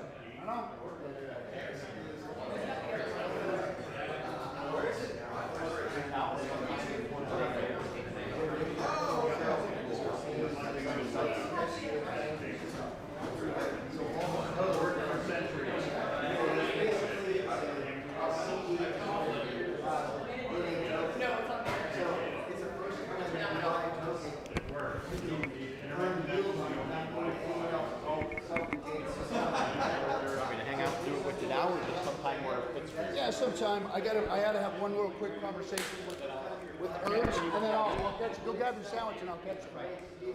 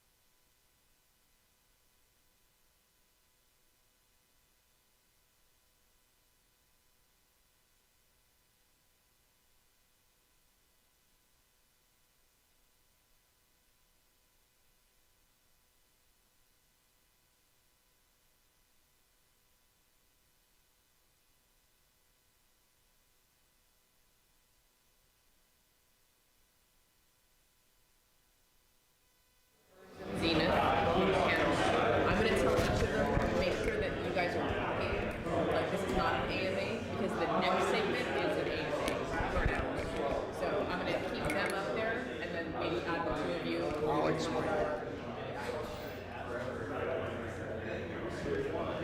then after the AMA until 4:30, there's a half an hour block that just says key takeaways and possible.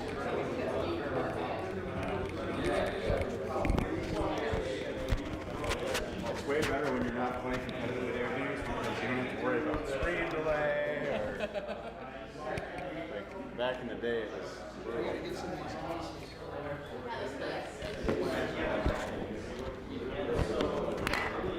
Okay, we're hot. We're hot mics. We're hot mics. Check, check. How do I mute? This one? No more trade secrets. Is that how you know? If you hit that one time it mutes? If I hit that one time it'll mute it? Is that the mute button? This one? You can hear me? Look on there. If you're talking, it'll Check, check, check, check. Check, check, check, yeah. Are the lights on? It's all good. Check. Check 1, 2. Yep.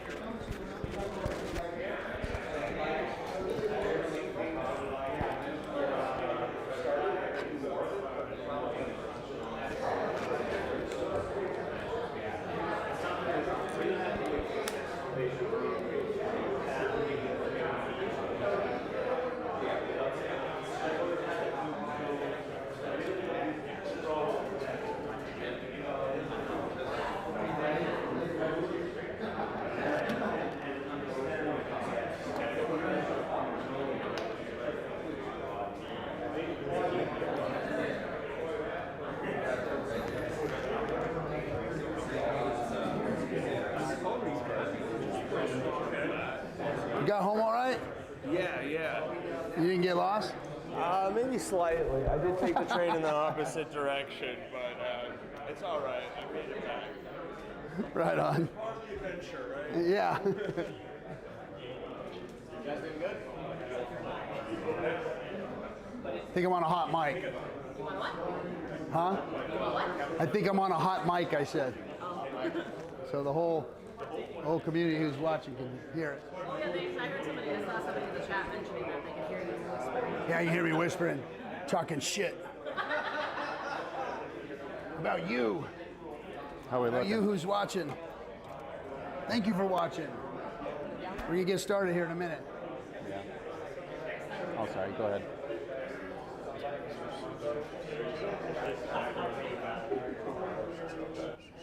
Do it right this Dude, would it be like a fucking huge ask if you could go get me just a small coffee from Starbucks?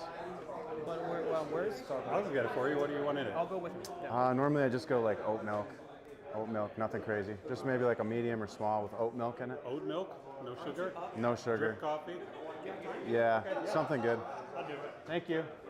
You're the man. Actually, when I was in the early days before I had my some audio stuff, I had this wireless.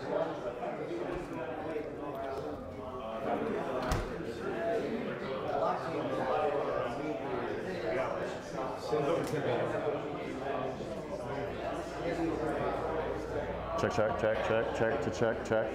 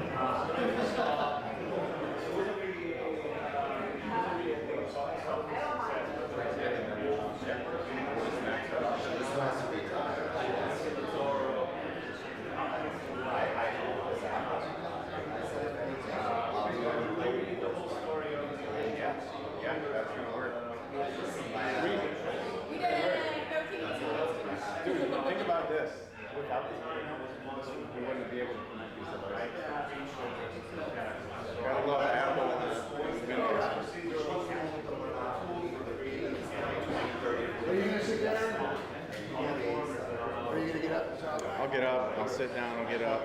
And there's going to be a...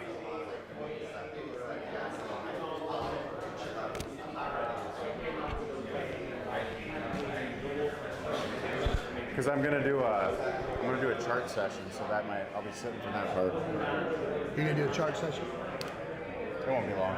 Probably. All right, we can get everybody back to their seats. We're going to get started.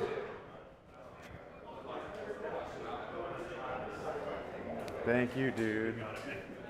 No problem. Appreciate you.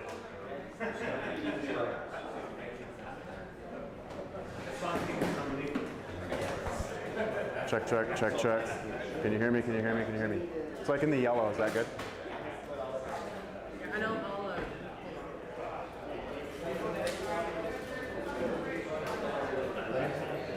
All right. You guys going to come on in here? Let's get going.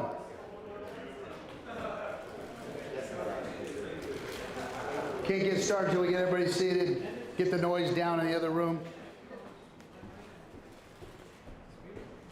All right. Yeah, I can hear you. Good? Cool. We're good? All right, so we're at the portion of the event here where you're going to get to start hearing some real crypto finance, charts, all that good stuff. How to make some money, right? This is not financial advice. Somebody's hitting the red button. So this next gentleman that's coming up, member of the community, good friend of mine, has built his own projects on PulseChain, has supported the ecosystem the whole time he's been in. Also is brilliant when it comes to, he's mentored by somebody out in the traditional finance world who's a brilliant individual in that space. He was mentored by him. So he's really understands charts, values. In my opinion, charts are for historical look. You know, I look at charts as a historical view of what has happened in the past and what type of market conditions created the charts that we see in the past. Some of these guys are good enough to look at the tea leaves and say, hey, well, if this has happened in the past, this is what we see coming, this is what we're probably going to get. I take all that with a grain of salt myself, but usually they're right, and I'm usually wrong, and my sentiment usually when I go and make a buy or a whatever is usually, anybody else end up on the bottom of the trade all the time? Never. That's why I don't trade, because I always end up on the bottom of it, and I just don't want to do it anymore. I hate losing money. That's why when I go to Vegas, I've been to Vegas 20 times in the last 10 years, and I haven't.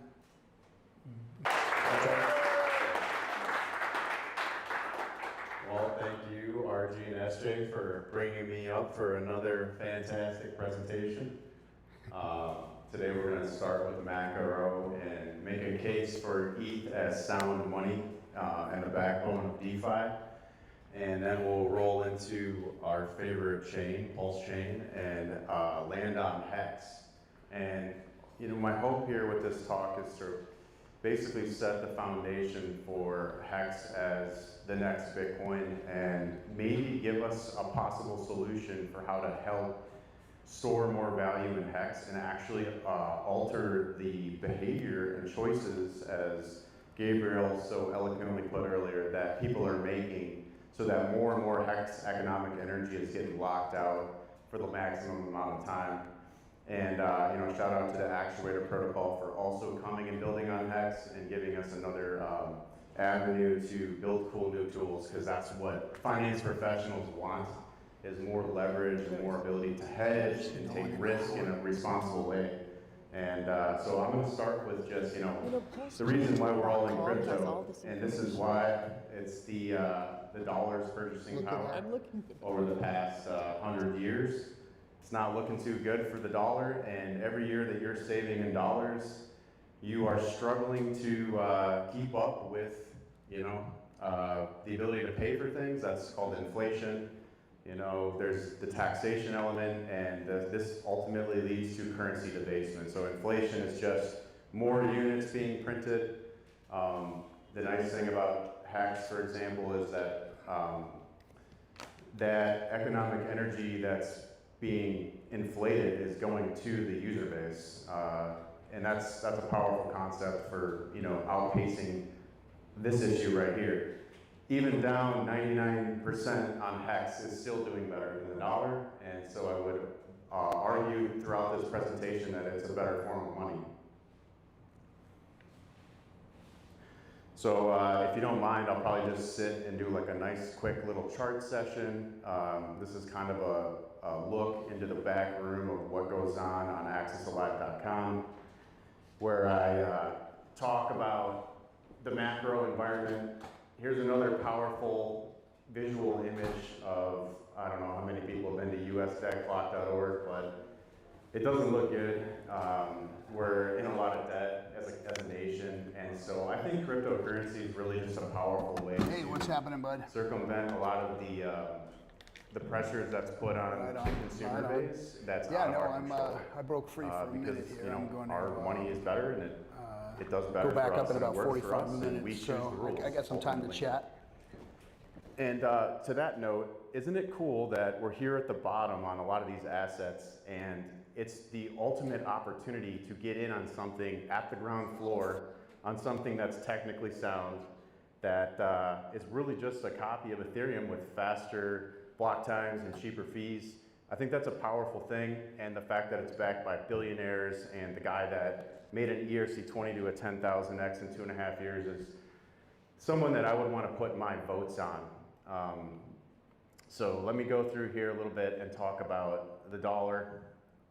If you don't know how to read a chart, I hope that I do a good enough job of making a storyline that helps this make sense. And we're looking at years of data here. This dollar chart goes all the way back to 2009. I'm going to put it on a monthly. So back in 2008, bottom of the financial crisis was down here. The dollar had some sideways action for going into like January of 2014, and then it had a big move up. And ever since then, we've basically been making higher levels, and it wasn't until recently that we actually started to break down and out of this area. And that's significant because typically what you find is that when the dollar is going down, your risk assets like stocks, even, well, in the less risky assets like gold, they're going up and appreciating just because simply there's more units of dollars floating around that's putting, if there's infinitely more of the things in my left hand, and there's the same amount or less things, or that they're increasing at a slower rate than they're rapidly increasing dollars, it's just an imbalance in supply and demand. And that's what these next few charts are going to try to explain. So like a lot of the reasons why we know that the next couple of years is going to be really good for assets is because the amount of units of dollars is going to increase, and that's shown in the global liquidity chart, which I have here. And anybody with any basic pattern recognition is going to see that there's this overhanging resistance period here back in 2018 and 2019, and when you break through that level, this is the total dollars globally, or a representation of some form of data of that. Once that breaks out, it basically puts you in a position where, in order to make sure the economy doesn't fall out, world governments have to print more money to counteract, and this is what makes asset prices rise. And so I'm not forecasting this as an actuality, but just as a possible potential of how much liquidity we may or may not see on the back of lowered interest rates and the M2 and M1 money supplies increasing. And this will put pressure on the dollar, which will make it fall. And that's going to make your stock prices, and you're already seeing that reflected in gold, rise at a really fast clip. Herbs about. And so this year's data is the gold price, and this is like something that good old Larry Fink said, it's a flight to quality. Crypto is a flight to quality. Well, gold was the first flight to quality. It's been around for thousands of years, and it's been a store of value for mankind for as long as I've been alive. And yeah, back here in November of 2022, without going in too granularly and zooming in on that data there, that was the point where gold put a triple bottom in, and world governments started abandoning U.S. sovereign debt and moving rapidly into accumulating about jurisdiction on whether or not they try this. Gold is just a bit ahead of where Bitcoin is at today. It's I would say Bitcoin is in this consolidation period here and just starting to break out. No. Let's see. Blockchain exists. Answer my question. Stocks. Let's go with. So this is an index of indexes. This is what the stock market has done over the past like 15 years. It's pretty much just up and to the right. And I could basically make a case here that Bitcoin as the Trojan horse, being adopted. Richard Hart said, "This is not large players. It's gone. You're sacrificing for freedom." To become an increasingly bigger percentage, and that the money is eventually, where it's just going to climb and climb forever. It's just not going to increase at the same. Some PulseChain coins that are worth first, decade of existence, which is why people like us are looking for the opportunities in smaller cap coins and strong technology. For example, Bitcoin works as a Trojan horse, and it's like what I call the liquidity mule, because it's where all the dumb money and smart money piles into first. It always starts with Bitcoin and then rotates out of Bitcoin, goes into Ethereum, then into alts, then into complete butt coins, and then back into Bitcoin at the end of the cycle. Yeah, I'd like to talk a little bit about how we are going to move away from the 4-year cycle, because Bitcoin mining has less and less of a impact by the halving event every few years. And so I don't want to go too technical on this stuff, but it's definitely setting up for a nice situation where ETH has now become contrarian, and that means that pretty much everyone and their brother on social media is shit-talking Vitalik, the founder of Ethereum, and they're ignoring the roadmap and all of the changes to come and improvements. And it's really simple, like when you look at the ETH BTC ratio, how low, how obvious it is, how easy it is to talk crap about the Ethereum price performance. But that's not indicative of the technical marvel. For example, it takes 10 minutes to settle a Bitcoin block, but an Ethereum block can settle in 13 seconds. And that's a big deal, because it's one step closer to mass adoption and actual real use case.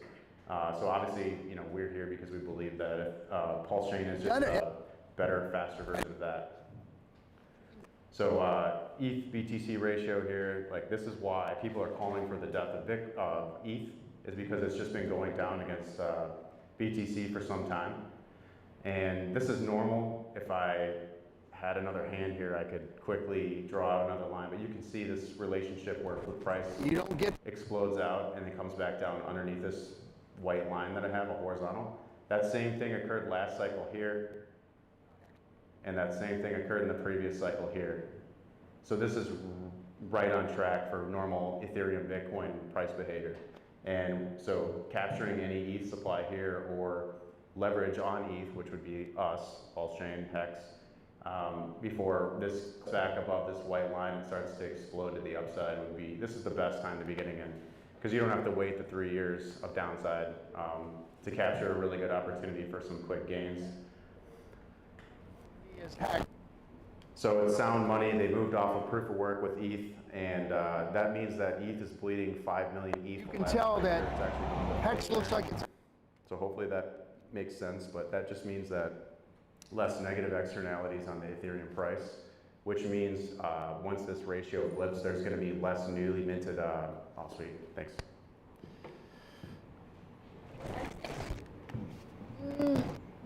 Check, check. Cool. Thanks. And so, where was I at?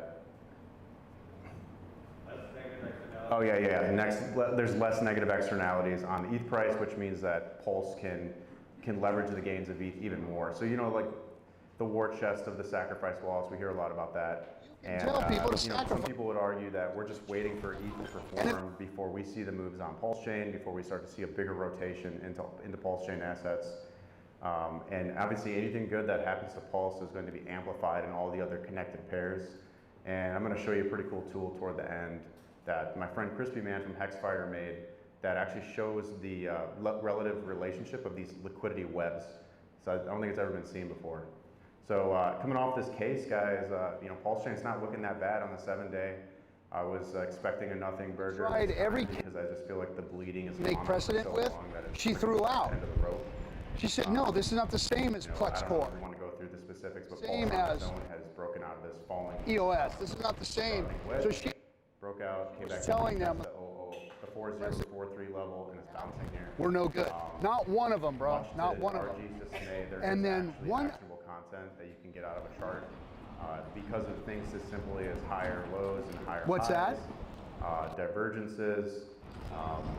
And you go deeper on the inflation metrics and stuff like that. That helps too. But I mean, it really can be boiled down to support. Even worse. So we're just flipping. This is support now. And and here's the other thing that really something that on a personal level. I wish I had more time to go into this stuff, but Judge was like. But if you want more information like that, feel free to hit me up on Telegram or on Twitter. She was like. Hex had a pretty cool 5x move here over the last month and a half, and it ran into the same resistance. And I'm just going to do like a 3-minute TA session. If you break a chart down, you start zoomed out really far, and you just look at very basic support and resistance levels. We have 4 major ones here, and she's like, this level was really going to be resistance going back. And she almost looked at the SEC like, you guys got a weak ass case. This guy did what he said he was going to do. He spent his own money, and he gave 26 a chair. Then the next level is like 2 cents per You know what I mean? If you fail, you go back down to buy 0.008. So it's really a binary decision. You're either buying it 0.8 cents or you're making decisions on which you want to do it around 1.9 cents or 2 cents. It's really that simple, guys. Disclaimer, I can't remember the wording on it, what it was. Some kind of Mr. Hart's I think I want to make a case for personality and leading out of macro and his purchases have absolutely nothing to do with this case. And what it could become. It's a solution and that's to kind the inflation problem. It's the first ever she worded it. That has a future market supply baked into the blockchain, so you can actually see who's getting what and when they're getting it, which makes charting it a lot easier. Because you can see if some guy's getting a bunch of new Hex coins coming off on a stake in advance. And That's important because I don't think you can tell when the Fed's going to print or not going to print until they've made the decision to either cut rates or make some sort of fiscal decision, right? That's all up to the centralized planner, whereas in HEX it's up to the users who commit their HEX for some period of time to determine who gets the HEX next. And so that's pretty cool because it gives power back in the hands of the players. And not only is it doing that, but it's monetizing the time value of money. It's something that Richard talks a lot about. And that's important because one of the most important and most valuable things that we have as human beings is our time. And so if you're willing to commit to something for any period of time, especially longer time frames, that is the ultimate sacrifice. You know, above and beyond all else, we had to wait 2 years for PulseChain, but the ultimate sacrifice is waiting 15 years to get all the inflation and all the choices that comes along the way with that kind of a decision. So, I mean, HEX was the first mover, was the certificate of deposit on the blockchain. I believe that it's in a league of its own still to this day. And I'm going to make a case for why we should be building more on top of HEX, for HEX, in advance of HEX being understood globally as like as big of a innovation and as a solution as it is. So let's see, what do I want to bring up next? Well, we could go into cycle data and stuff, but I'm already probably halfway through. I got 20 minutes in. Crispy's made some pretty cool data sets that can basically, within a narrow band, maybe 2 to 3 weeks, predict the top of the cycle. One of these is called the golden mean ratio. I mean, he's replicated data and ways of visualizing data for us that you could do for other assets, but now you can do it inside of the PulseChain ecosystem with all of these assets. So this is available for you guys if you want to go check out hexfire.io. And it's very comprehensive and he's always building on it. But when you combine the two data sets, and you can see here that you could have sold this red dashed line. So the blue line is basically the prices distance away from the turquoise line normalized on a scale. And when you touch this red line, that's a sell signal, period. Since the top in 2021, if you sold the red line, you were good, like in all of these cases. So we just touched it recently. Is that a surprise that it sold off? No, not for us, because we're just looking at the facts and the data and the charts, and it's a very simple decision to make. These tools are incredibly powerful, especially when you approach them with a non-emotional bias and you just literally just read the data in front of you. Anytime you came below the green line was a buying opportunity. So this is just on HEX, but this extends itself to all of the assets on PulseChain.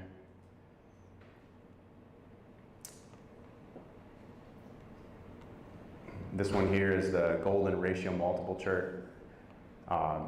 Looking back at the last cycle, so for example, reading the scales on the left from bottom to top, the higher you go up on this to the 1.0 level in the red dashed line here, that marks a top for the price. And this was in August of 2020 when HEX went up to like around a penny and a half. From big payday was a few months later, I think. It was either August or September or somewhere in there. And then the actual top blew this completely out the upside. Whereas on a Bitcoin golden ratio multiple or an Ethereum one, it literally touches just like this, the red line to a T, and it marks the top.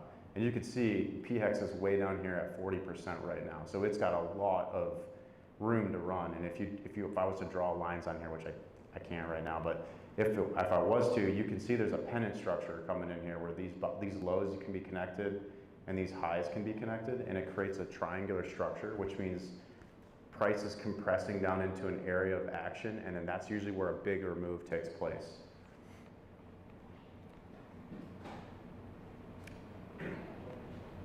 This is an advanced correlations matrix that basically you can, we'll use HEX because it's an important piece of this. Let's see, PHEX. Can't find it on here. We can do the combined express. That's what happens. Yeah. Well, so the way you read this chart is, for example, right now it's loading in, but on the Pulse one, okay, here we go, combined HEX. So is it to anyone's surprise that the Hedron, or the HEX perpetuals like Deci, Maxi, Hedron, the derivatives like Hedron, they're the most correlated to hex, right? Obviously, because they're going to track the underlying collateral, which is hex collateral. But interestingly enough, UFO is right up there with an 88 rating. So 1 is the max, -1 is the max in the other direction. 0 would mean that they're not moving in price relative to each other at whatsoever. So like a really positive correlation means these two assets are doing the same exact thing. Really negative correlation means that these two assets are going in opposite directions always. A 0 would mean there's no real relationship between two assets. And so this is really good for, if you think that, look, if you're looking for an opportunity to, if you think or you don't think that like the perpetuals have value or not, well, this proves that as long as hex is going to move, the perpetuals are going to move too, right? Because they're getting like a 90 or above positive correlation. And so I was going to say that this UFO one's interesting, and it can give us detail. Why would the UFO token be so correlated to hex? And I know this because it's got a massive liquidity pool with hex. So then, if the liquidity pools are big enough and they're directly connected, they will move up and down together. Even if there's no buys or sells coming through one of the assets, they'll just get dragged around together. And this is part of my level of expertise in this field, is being able to connect liquidity pools in creative ways to make charts do stuff that everyone's like, well, how did you make that happen? Which gets into my next point about the Communis token. And so I've been working with the dev who created Communis. For those that don't know, Communis is a tokenized T-share. Well, what does that mean? A tokenized T-share is when you go stake, you have the possibility of claiming this token, which would appear to have inherently no value, but except for that, it only inflates at the rate of what the T-share rate is allowing you to give. So as the T-share rate climbs in hex, the amount of Communis that can be minted from a stake becomes less and less over time, so it's disinflationary, which means that there is a limit to a possible COM inflation into the future. And that's important because it means that there's no like hyper inflating quality to it at all, unlike hex, which when you go to any amount of time, when you get it back, you're getting a principal pack plus all of your yield, which can be precarious because if you don't have all the fresh inflation in the same way as with the dollar, you're falling behind. So there needs to be a countermeasure, and the countermeasure is COM. It works in two phases, but simply put, a 1-year hex stake gets you 50 times less COM than a max length hex stake, and most of the guys that are getting the most COM are staking for 15 years. Well, why do you guys care? Well, it's simple. It's like, how much do we need to pay you guys to stake for 15 years? Will, if I give you 100% of your value back for staking for 15 years, is that enough value to get you to go stake for 15 years or not? 100%. Like, you want to bring me 100 grand and stake it for 15 years for yourself and store value in the chain? Well, you might be able to get $100,000 back of COM, but we were relying on the free market to figure out where is the maximum market efficiency meeting the least amount of liabilities. So if we gave Will 100 grand, well, what's going to stop him from arbitraging that, taking his 100 grand, pumping that back into hex, which pushes the hex price up, which lowers the instant rebate, which means he got less back the next time. And that can work in a circular form on its own inside of a vacuum for only so long. But if the free market as a whole starts to like value COM, you may see a situation where maybe 20%, maybe 15%, maybe 35% is enough to pay people to get adoption increasing infinitely forever, because you're paying people some percentage back of the value of that commitment. And so this is really a commitments-based system, and I don't want this to go under the radar anymore. I think it's really important for people to really gravitate towards systems that's going to lock more value up, but give more value back, and scratch that itch of instant gratification meets delayed gratification. You have to hit both sides, because within all systems, all financial systems, there's this dichotomy of inflation or deflation. Well, deflation doesn't work either, because in the days of the dynasties and the monarchies, the kings had all the gold and everyone else was a serf. So that doesn't work. But if you hyperinflate forever, everyone gets poorer, so that doesn't work. So you need to have this two-token system or a fusion system where there's a balancing act of credit and debt cycles that self-correct based on the actions of the free market. And that's what the hex-com fusion is trying to solve for. It's trying to figure out, well, how can the market decide what's the right place to price COM to get people to stake the most hex for the maximum amount of time possible? Any questions so far? Which banana zone? When banana zone? For what tokens? Or X?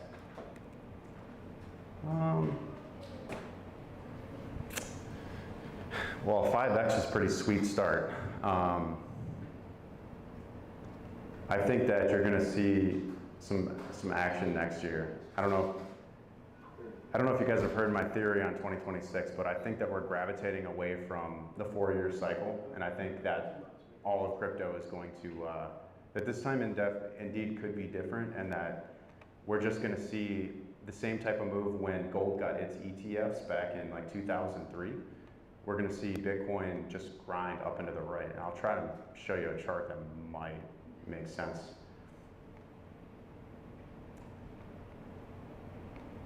Look, so I got 2 yellow lines here. I know it's messy. Apologize for that. But the top yellow line, that's Bitcoin in 2017, overlaid on the current Bitcoin price. So, I mean, you're talking about $500,000 price targets for Bitcoin if it was to play out in exactly the same way. But you can see that the price is kind of lagging behind a little bit right now. So it makes more sense to me with the amount of size and liquidity and the more difficulty to move the price and the more money